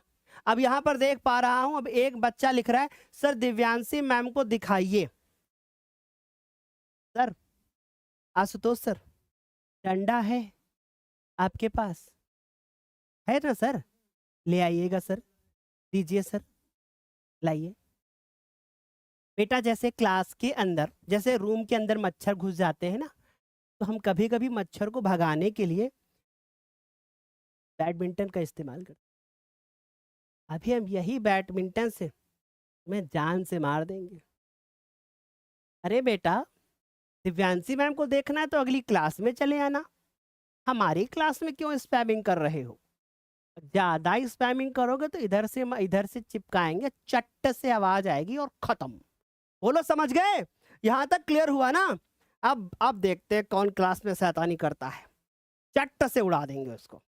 ठीक। सर इसको बता दीजिए, सर सिद्ध कीजिए 2√2 एक अपरिमेय संख्या है। अरे पगलेट, अभी जब ये बताऊंगा तो वो भी हो जाएगा। चलो यहां तक सारे बच्चों को बढ़िया से समझ में आया।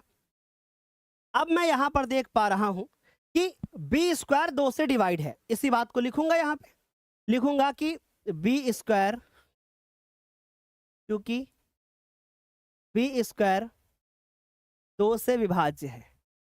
पढ़ाई में मनवा लागत नहीं है, हाँ, पढ़ाई में मन नहीं लग रहा है ना जी। तो सर माना बी, ये बी स्क्वायर 2 से विभाज्य है ना, विभाज्य देखो, तो इसलिए इसलिए बी भी 2 से विभाज्य होगा, है ना जी, समझ गए। अच्छा अब क्या करेंगे, हमने ये तो दिखा दिया कि बी 2 से डिवाइड है। अब मुझे ये दिखाना है कि ए भी क्या है, 2 से डिवाइड है। ठीक, तो हम लोग क्या लिखेंगे, पुनः माना ए भी 2 से डिवाइड है ना। यानी अब पुनः माना कि इस बी की जगह पर मैं मान सकता हूं 2 और सी, जबकि पिछले सवाल में हम उल्टा करते थे, इसलिए रट्टा मार की कोई चीज मत बैठना। यहां हम a बराबर 2c मानते थे, क्योंकि ये a यहां पर a होता था, जबकि इस सवाल में यहां b है। ठीक, हम इसके बराबर मानते हैं हमेशा, चाहे यहां a लिखा हो चाहे कुछ भी लिखा हो, ऐसा मान लेंगे। ठीक, अब यहां पर जब हम लिखेंगे 2c तो ये आएगा a बराबर, सर एक बार कांटेक्ट कर लीजिएगा भैया से, बात हो गई, सही है सर, कोई दिक्कत नहीं। ठीक, अभी आ गया a, सर ये हो जाता है 4c स्क्वायर डिवाइडेड बाई 2। ठीक, 2 1 कम 2, 2 दूनी 4, 2 दूनी 4। ठीक, तो सर अब हमारे पास आया a बराबर 2c स्क्वायर। 2 को नीचे भेज दो, है ना, इस 2 को नीचे भेज दो, यहीं पे भेज देता हूं, तो a स्क्वायर बराबर 2 बराबर में c स्क्वायर। अब मैं यहां देख पा रहा हूं कि जो a है,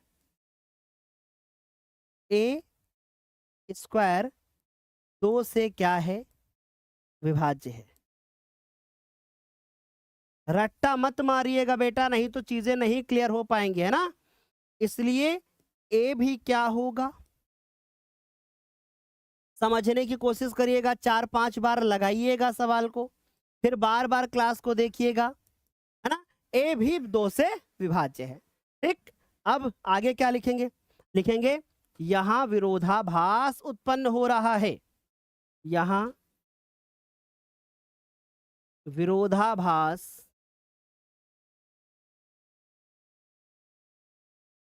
उत्पन्न हो रहा है।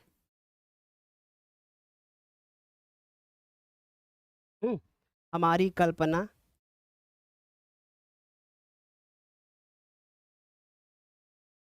असत्य है, हमारी कल्पना क्या है, असत्य है।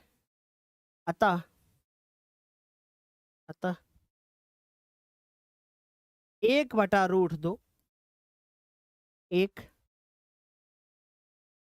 अपरिमेय संख्या है।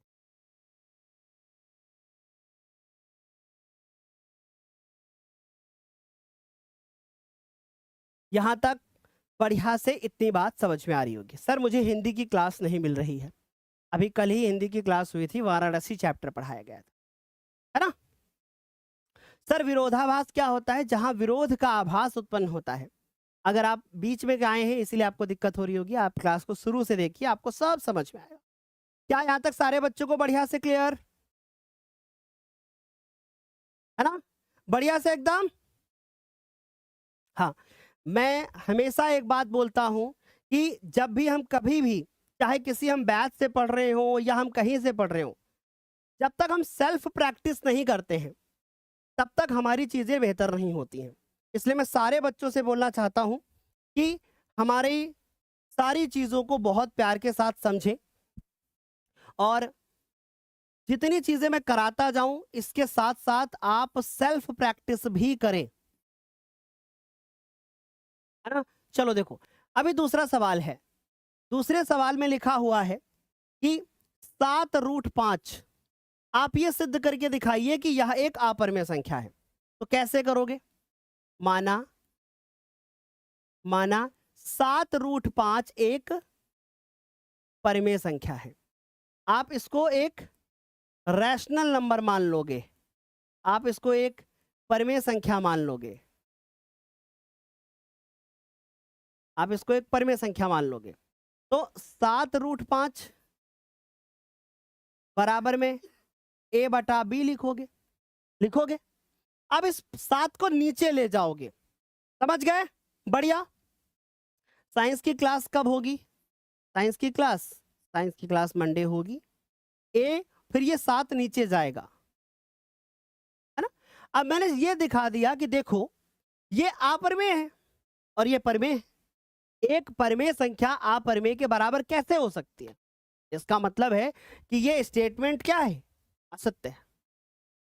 और 7√5 एक अपरिमेय संख्या होगी, परिमेय नहीं होगी, है ना? अब इसी बात को कैसे लिखना होगा? देखो, हम लोग लिखेंगे कि क्योंकि √5 एक अपरिमेय संख्या है, √5 एक अपरिमेय संख्या है। एक परिमेय संख्या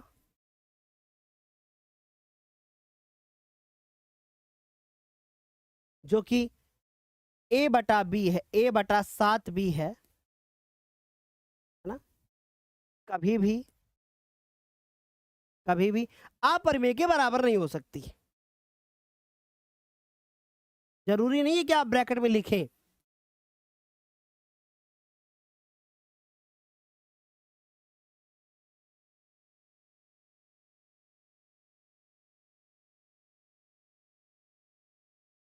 ये बराबर नहीं होती है, समान नहीं होती है।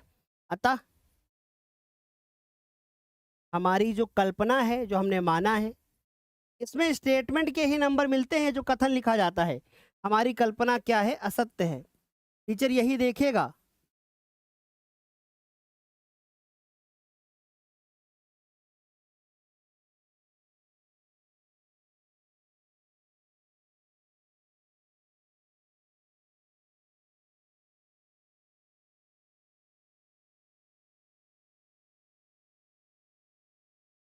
ये बात हमारी फिक्स हो जाती है।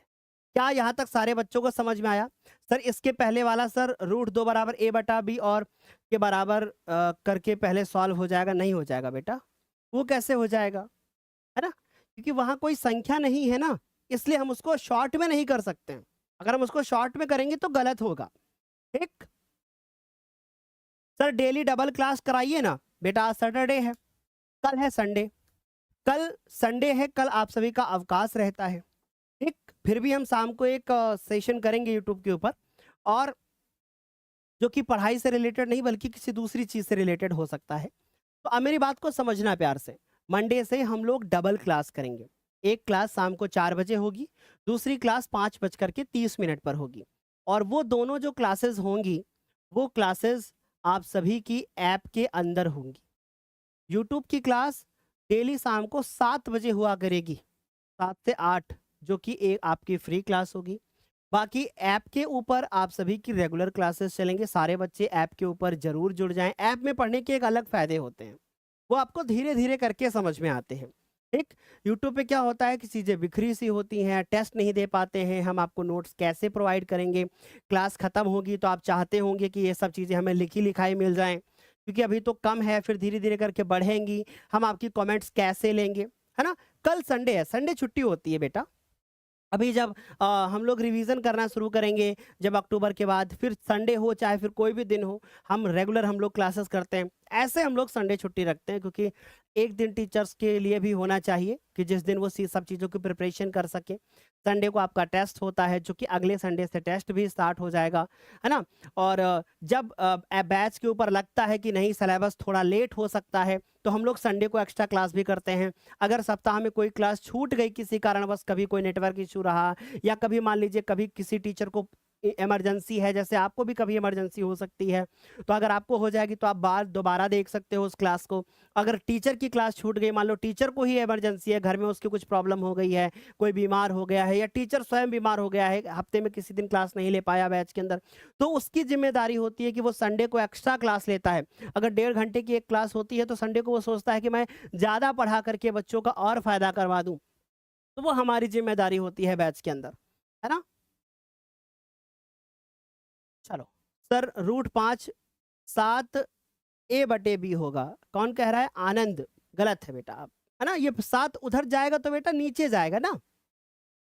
अरे बेटा ये 7 नीचे जाएगा, है ना जी, समझ गए। चलो, क्या यहां तक सारे बच्चों को समझ में आ गया? सर a/b की जगह पे हम कुछ भी मान सकते हैं, बिल्कुल मान सकते हो। तो ये जो चैप्टर होता है वो हमारा होता है समाप्त। इस चैप्टर के अभी मैं एग्जाम्पल्स कराऊंगा, यानी जब मैं इसका पार्ट 3 लेकर के आऊंगा और इसका पार्ट 3 ऐप के ऊपर आएगा, हम यूट्यूब के ऊपर बेटा पार्ट 3 नहीं करेंगे, है ना। हम इसका पार्ट 3 यानी पार्ट 3 में हम इसके जो एग्जाम्पल्स हैं हम क्या करेंगे पार्ट 3 में। पार्ट 3 इसकी लास्ट क्लास होगी जिसके अंदर हम इसके एग्जाम्पल्स को करेंगे, हम इसके एग्जाम्पल्स को करेंगे। चलो, अब ये जो हमारे एमसीक्यू होंगे, अभी मैं कुछ एमसीक्यू करूंगा यहाँ पे, और इन एमसीक्यू के आंसर फटाफट से आप सभी को कमेंट सेक्शन में करना है। देखते हैं कि आपने कितना सीखा। पहला सवाल है हमारी नजरों के सामने कि 36 और 60 का महत्तम समापवर्तक बता दो। 36 और 60 का महत्तम समापवर्तक। अब मैं आपको चेक करूंगा, अब आपका मैं स्पीड टेस्ट करूंगा, ब्रेन टेस्ट करूंगा, ठीक, स्पीड टेस्ट करूंगा मैं आप सभी का, मैं यहाँ पे आप सभी का ब्रेन टेस्ट करूंगा कि आप कितनी तेजी से आंसर कर पाते हो, और आप स्वयं भी अपना तेजी से आंसर करने का प्रयास करना। देखते हैं आप बता पाते हो कि नहीं, ठीक। चलो, तो यहां तक जरा गौर से समझो मेरी बात को। कह रहे हैं दो संख्याएं हैं 36 और 60 का एचसीएफ क्या होगा, फटाफट से बताओ। देखो कैसे लिखोगे, करने का तरीका, 36 लिखोगे आप, 2 से काटोगे 18 आएगा, फिर 2 से काटोगे हमारे पास 9 आएगा, फिर 3 से काटोगे, फिर 3 से काटोगे, है ना। तो सर ये हमारे 36 के गुणनखंड हो गए। 60 के अगर गुणनखंड के बारे में बताएं तो हम आपको एक ट्रिक बताते हैं। जैसे हमको 60 के करने हैं तो इस 0 को हम लिख सकते हैं 2 गुणे 5, और 6 को लिख सकते हैं हम कितना, 2 गुणे 3, यानी इसके गुणनखंड में 2 गुणे 2 3 गुणे 5। ट्रिक क्या, 2 गुणे 2 और 3 गुणे 5 हो गया। अब मुझे बताओ जी, यहां तक समझ में आया होगा। तो 2 2 2 2 3 3 है ना। तो सर हमारे पास जो एचसीएफ आया वो आया 2 × 2 एंड इंटू 3, यानी 2 2 जा 4 4 3 जा 12, यानी हमारा जो करेक्ट आंसर आ रहा है वो ऑप्शन नंबर बी। और जिन बच्चों ने 12 कहा है वो सब सही है, जो बच्चे 6 कह रहे हैं वो सब गलत हैं। समझ गए, वो सब गलत हैं। यूपी बोर्ड का रिजल्ट कब आएगा? आपने यूट्यूब पर बहुत सारे फेक वीडियोस देख लिए होंगे। आप निश्चिंत रहो, जिस दिन हम वीडियो लेकर के आएंगे कि यूपी बोर्ड का रिजल्ट आने वाला है, तो उस दिन हम आप सभी को एकदम सच बता करके ही जाएंगे। हम कभी फेक वीडियो बनाते ही नहीं यूट्यूब के ऊपर। आज तक कभी आपने देखा कि कोई फेक वीडियो लेकर के आए, है ना? कभी भी नहीं करते ये सब काम। और आप विश्वास रखो, आप 1 साल मेरे से पढ़ोगे ना तो आपको ये चीज का विश्वास हो जाएगा कि जो सर कहेंगे वो एकदम सही हो। तो 12 आया, कैसे आया पता चला? एलसीएम कैसे निकालोगे? 12 3 36, और 36 गुणे जब हम लोग 5 कर देंगे तो 36 गुना 72 होता है, 72 144 होता है, 144 में 36 और जोड़ दो सर, 180 आ जाएगा हमारा एचसीएफ अगर एलसीएम निकालेंगे तो। ठीक, चलो, तो यहां तक सारे बच्चों को समझ में आया। अगला सवाल नजरों के सामने, आंसर करके बताओ क्या होगा। और ये सब मैंने सिखाया है आपको, ऐसे कोई चीज नहीं है जो मैंने ना सिखाई हो। ये सवाल किताब में नहीं है, पेपर में आते हैं, लेकिन इनका कॉन्सेप्ट हम आपको सिखा के आए हैं। और मैं आपको सच बताऊं, बहुत सारे ऐसे सवाल होंगे जो आपकी किताब में नहीं होंगे, लेकिन वो ज्ञानोदय की क्लास में होंगे और पेपर में आएंगे। ठीक, चलो, क्या जल्दी से बताओ, क्या यहां तक समझ में आए सारी चीजों को? देखो जरा ध्यान से, हमसे कह रहा है 2 पूर्णांक है हमारे पास, यानी 2 संख्याएं हमारे पास ए और बी। ठीक, कह रहे ए और बी का जो एचसीएफ आता है 1 होता है। यानी ये क्या कहने के प्रयास कर रहा है? ये कहने का प्रयास कर रहा है दो संख्याओं का मासा, 2 संख्याओं का मासा 1 है। ठीक, 2 संख्याओं का मासा 1 है, उन्हें क्या कहते हैं बताओ? जिन 2 संख्याओं का मासा 1 होता है उन्हें हम क्या बोलते हैं? चेक करके देखो, क्या हम सम संख्या कह सकते हैं? अगर हम 2 और 4, हमने 2 संख्या ले ली, मैंने कहा इनका मासा निकालो, इनका मासा तो 2 आएगा, या हम 2 और 4 की जगह पर मैं ले लेता हूं 4 और 16, इनका मासा तो 4 आएगा, या मैं 6 और मैं 10 ले लेता हूं, इनका मासा तो 2 आएगा, तो मासा 1 कहां आ रहा है, खत्म। अगर मैं सम संख्या लेता हूं, मान लीजिए विषम संख्या लेता हूं, एक संख्या 3 ले ली और एक हमने 9 ले ली, तब भी तो इनका मासा 3 ही आएगा, ये भी नहीं हो सकता। अभाज्य संख्याएं, अभाज्य संख्याएं और सहअभाज्य संख्याएं, 2 ऑप्शन आ गए हमारे पास। समझते रहिएगा प्लीज मेरी बातों को बहुत गौर से। 2 संख्याएं जिनका HCF कितना होता है, जिनका HCF 1 होता है, उन्हें हम सहअभाज्य संख्याएं कहते हैं। क्या ये स्टेटमेंट सही है? ये स्टेटमेंट एकदम सही है, यानी ये वाला स्टेटमेंट क्या है, सत्य है। पर एक बात बताओ, ये चौथे को जरा पढ़ के देखो। 2 संख्याएं जो अभाज्य होती हैं, कोई भी 2 संख्या ले लो, जैसे मैंने कहा कि 17 और 23, तो क्या इनका HCF 1 नहीं होता? इनका भी तो HCF 1 होता है। इसका मतलब ऑप्शन नंबर सी भी करेक्ट है और ऑप्शन नंबर डी भी करेक्ट है। अब आप कंफ्यूज हो गए होंगे, आपके मन में एक सवाल चल रहा होगा कि सर क्या ऐसा हो सकता है कि एक सवाल में 2-2 आंसर सही हो जाएं? क्योंकि बेटा जो 2 संख्याएं होती हैं, अगर वो अभाज्य है तब भी उनका HCF 1 होता है, और अगर वो सहअभाज्य हैं तो भी ठीक, तब भी होता है। अब जिनको भी ये चीज समझ में नहीं आई है, वो हमारा बेसिक लेक्चर देखे, वहां हमने सहअभाज्य संख्या, ये सारी संख्याओं के बारे में डीप में पढ़ाया है ना? क्या यहां तक सारे बच्चों को समझ में आया? सर पहली क्लास में आपने वास्तविक संख्या के बारे में नहीं बताया। बताया क्यों नहीं? जो हमने संख्या के बारे में बताया वो वास्तविक संख्या ही थी। क्या यहां तक सारे बच्चों को समझ में आया? तुम्हें आता है कि नहीं वास्तविक संख्या क्या होता है? तुम्हें आता है, तभी तो तुम सवाल कर रहे हो।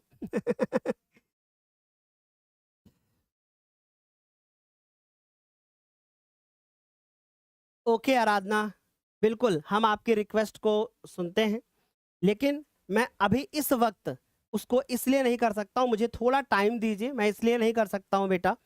मैं बिल्कुल आपकी भावनाओं को समझ रहे हैं, आपके रिस्पेक्ट कर रहे हैं, लेकिन इस वक्त क्या है ना कि बहुत सारे स्टूडेंट इस उम्मीद में है कि सर क्लास 11 शुरू करेंगे, है ना? तो अभी मैं करूंगा तो फिर वो जो पुरानी चीज़ें हैं वो भी याद आना स्टार्ट होंगी। बाकी आप हमारी टीम के पास कॉल करिएगा, है ना? अपना नाम बताइएगा, आपको पूरी तरीके से गाइड किया जाएगा, सब चीज़ें आपको पता चल जाएंगी। ठीक, बढ़िया। चलो आप बाकी निश्चिंत रहो, मैं जो आपने कहा है वो हम जरूर करेंगे। तो यहां तक समझ में आया, दोनों सही हैं। अब मान लो ये ऐसे आ गया, ऑप्शन ऐसे बन जाते हैं। अब पहला सवाल, पहला ऑप्शन, दूसरा ऑप्शन, तीसरा ऑप्शन और चौथा ऑप्शन। ठीक, अब यहां पर आंसर ऐसे लिखे होते हैं, केवल सी, केवल डी, सी व डी दोनों, इनमें से सभी। तो ऐसे करके भी हमारे बोर्ड के एग्जाम में सवाल आते हैं कि भैया ऐसे हमें चूज करना होता है, अब हमारा ये ऑप्शन करेक्ट हो जाता है। तो क्या समझ में आया? अच्छे से क्लियर हुआ? मैं अच्छे से आप लोगों को एक्सप्लेन कर रहा हूं ना? जल्दी से बताओ सर। शक्ति बैच का टाइम टेबल बता दो। अगर आप बैच में जुड़े हैं तो आपको टाइम टेबल पूछने की आवश्यकता नहीं है, वहां पर ओरिएंटेशन सेशन हो चुका है, आपको टाइम टेबल दिया जा चुका है। समय 4 बजे से क्लासेस आपकी स्टार्ट होंगी। अगर आप विद्यालय जाते हैं तो आप उसको बाद में भी दे सकते हैं। संडे को क्या होगा वो बताया गया है, टेस्ट कब होगा, कितने टाइम पर होगा, हर चीज की जानकारी बैच में दी जा चुकी है। पाई किस प्रकार की संख्या है? What is the meaning of pi here? भैया पाई क्या है? पाई का पूरा इतिहास हम आपको बेसिक वाले लेक्चर में बता चुके हैं कि पाई की वैल्यू क्या होती है, क्यों हम पाई की वैल्यू को 22/7 या फिर 3.14 लिखते हैं। पाई एक अपरिमेय संख्या है, लेकिन जब 22/7 एक परिमेय है तो कैसे बराबर है? बहुत सारे सवाल थे आपके मन में, बताइए जल्दी से क्या होगा।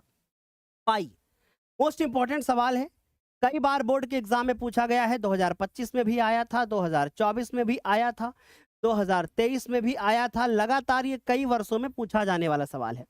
पाई एक प्राकृतिक संख्या नहीं है, पाई एक पूर्णांक भी नहीं है। पाई एक हमारे पास अपरिमेय संख्या है, जबकि परिमेय संख्या नहीं है। अब मैं आपसे एक सवाल करता हूं, ऑप्शन में मान लो अपरिमेय संख्या नहीं होता, तो फिर पाई कैसी संख्या है? टाइप करके बताओ, देखते हैं बता पाओगे कि नहीं। बताइए क्या होगा। सुनो, मेरी बात याद रखना कि ऑलवेज जो हमारी वास्तविक संख्या होती हैं, जो कि हमारे रियल नंबर्स होती हैं, वास्तविक संख्या होती हैं, वो दो पार्ट में डिवाइड होती हैं। एक जिसको हम लोग बोलते हैं परिमेय संख्या, और एक जिसको हम लोग बोलते हैं अपरिमेय संख्या। क्या ये मैंने बताया था बेसिक वाले लेक्चर में? बिल्कुल बताया था। तो एक परिमेय संख्या एक अपरिमेय की संख्या के बराबर होती है। इसका मतलब पाई अगर अपरिमेय संख्या है तो पाई एक वास्तविक संख्या के अंतर्गत भी आएगी। क्या यहां तक सारे बच्चों को बढ़िया से समझ में आया? जल्दी से बताओ। बढ़िया। एक बच्चा कह रहा है सर अपरिमेय नहीं होगी तो फिर परिमेय नहीं होगी। अच्छा एक बात बताओ, मैंने कहा कि सुबह सुबह तुम उठे हो सो करके, तुम्हारे दांत गंदे हैं। अगर गंदे हैं तो उनको गंदे ही तो कहेंगे। अगर तुम बोल दोगे नहीं सर मेरे दांत साफ हैं, तो क्या मैं मान लूंगा कि तुम्हारे दांत साफ हैं? गंदे हैं तो गंदे हैं। तो वैसे ही अगर पाई एक अपरिमेय संख्या है तो अपरिमेय होगी, परिमेय कैसे कर लोगे भैया? समझ जी आ गई तेरी बात? बढ़िया, मस्त एकदम। चलें, संडे को क्या पढ़ाएंगे? संडे छुट्टी होती है। चलो यहां तक समझ में आया। जुलाई के बाद फिर हम लोग संडे भी क्लास शुरू करेंगे। 121 का गुणनखंड क्या होगा? 121 बहुत आसान है। हम इसको 11 से काटेंगे, 11 से कटेगा फिर ये आ जाएगा। तो सर 121 बराबर आएगा 11 गुणे 11। ठीक, तो सर ये 11 गुणे 11 होगा, है ना? यहां तक मुझे नहीं लगता किसी बच्चे को कोई दिक्कत होगी।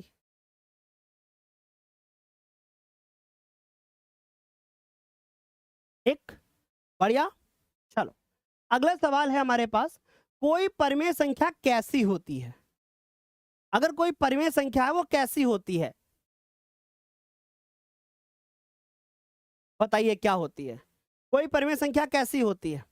दो पूर्णांकों के अनुपात में होती है। क्या परिमेय संख्या दो पूर्णांकों के अनुपात में होती है? या पूरी तरीके से विभाज्य नहीं होती? ये बात तो गलत है। विभाज्य क्यों नहीं होती, है ना? दशमलव में अंतहीन और दोहराव रहित होती है। दोहराव रहित मतलब क्या होता है? दोहराव रहित मतलब अनावर्ती, यानी रहित, दोहराव रहित मतलब दोहराव नहीं होता, अनावर्ती। दशमलव में अंतहीन यानी जो अंत ही नहीं होता उसका, ऐसी संख्या तो अपरिमेय कहलाती है। खत्म। केवल पूर्णांक होती है ऐसा भी नहीं है ना? दो पूर्णांकों के अनुपात में होती है। जैसे एग्जाम्पल, सर हमारे पास 3/2, 3 भी पूर्णांक है 2 भी पूर्णांक है ना? समझ में आ रही बात? दो पूर्णांकों के अनुपात में होती है, होती कि नहीं? या जैसे -3/7, दो पूर्णांकों के अनुपात में। क्या यहां तक सारे बच्चों को समझ में आ गया बढ़िया से, बहुत अच्छे से? चलो, तो ये 5 सवाल हम लोगों को करने थे जो मैंने इस क्लास में किए। अब मेरी बात को बहुत प्यार के साथ समझिएगा मेरे बच्चों। यूपी के बच्चों के द्वारा अगर सबसे ज्यादा कोई बैच चुना जाता है तो वो शक्ति बैच होता है। इस शक्ति बैच में 5 अप्रैल तक ऑफर है, यानी कि कल तक, कल तक इस बैच का जो प्राइस होगा वो 1999 रहेगा। सारे बच्चे जो भी चाहते हैं कि इस बैच को ज्वाइन करें, वो सारे बच्चे कल तक इस बैच को जरूर ज्वाइन कर लें। सारे बच्चे जो भी चाहते हैं, ये बात हम आपको बहुत पहले से बोल रहे थे। जितने बच्चे हैं सब लोग इस बैच को जरूर ज्वाइन कर रहे हैं। मंडे से लेकर के सैटरडे तक आप इस नंबर पे कॉल कर सकते हैं। अब लेकिन चूंकि कल संडे है तो आप कैसे कॉल करेंगे? एक दिन कॉलिंग टीम भी हमारी छुट्टी पे होती है। कल सारे बच्चे इस बैच को ज्वाइन करें। अगर आपको कोई भी प्रॉब्लम है, आप हमारी टीम को मंडे को भी कॉल कर लोगे कि सर मैम फोन ऑफ था, हम नहीं बात कर पाए इसलिए हम बैच को नहीं ज्वाइन कर पाए, तो हमारी टीम आपको इसी प्राइस में बैच दे देगी। आप बिल्कुल भी निश्चिंत रहो।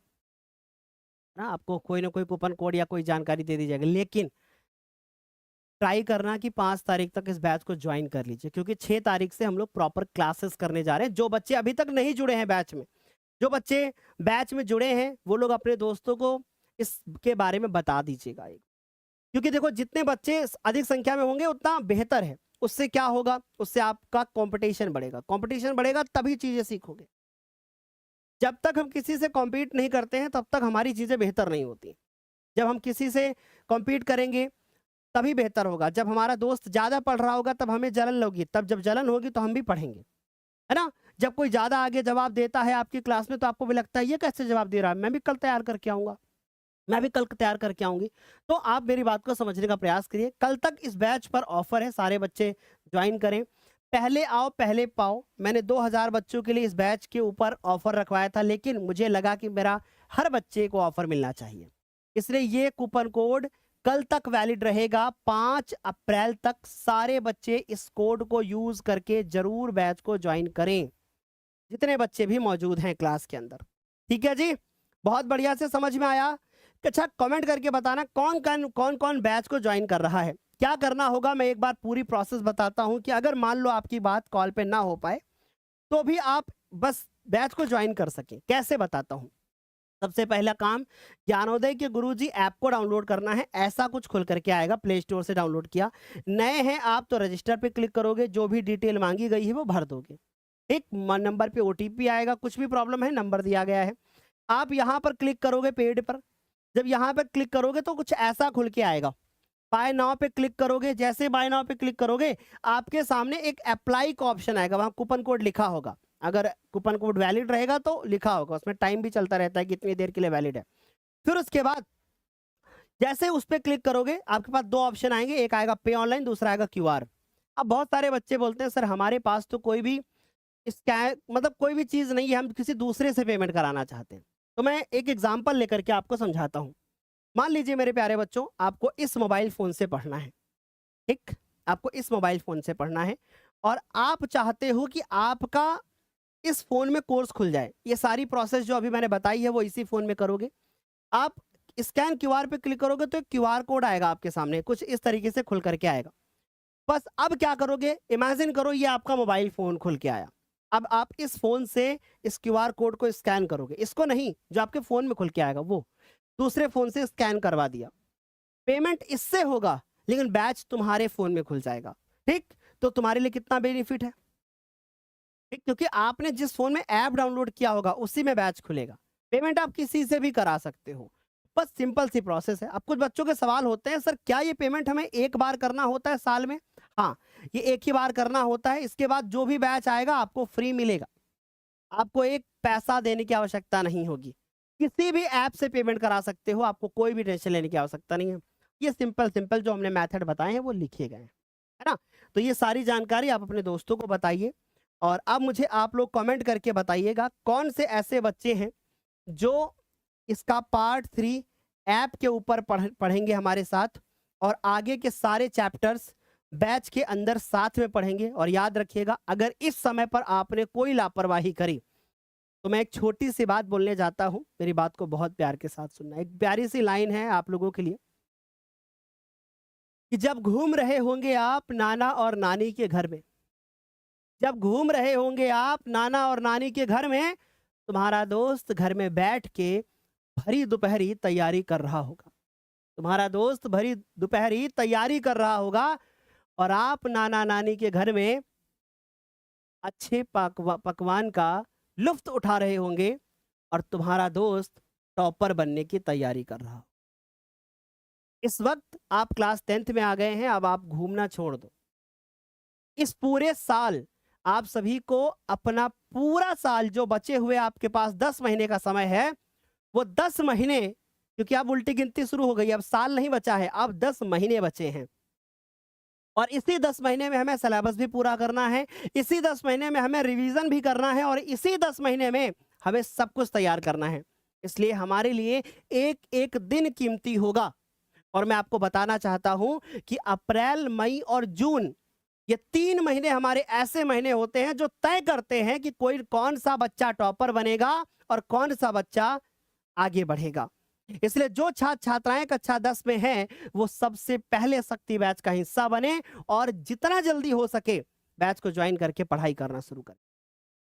मंडे यानी 6 तारीख से क्लासेस शुरू हो रही हैं और आपको पता होना चाहिए कि ज्ञानोदय पर एक बार क्लासेस चलती हैं जब, तो वो रुकने का नाम नहीं लेती हैं। क्या गर्मी की छुट्टियों में पढ़ाई होगी? हाँ, गर्मियों की छुट्टियों में पढ़ाई होगी। अगर हम गर्मी की छुट्टी आपको देंगे तो जून के महीने में आपको देंगे, वो भी 1 सप्ताह की, जिसमें आप अपने नाना के घर, अपनी नानी के घर बढ़िया आराम से घूम लीजिएगा। ठीक है? और अभी आपको पढ़ाई करना है।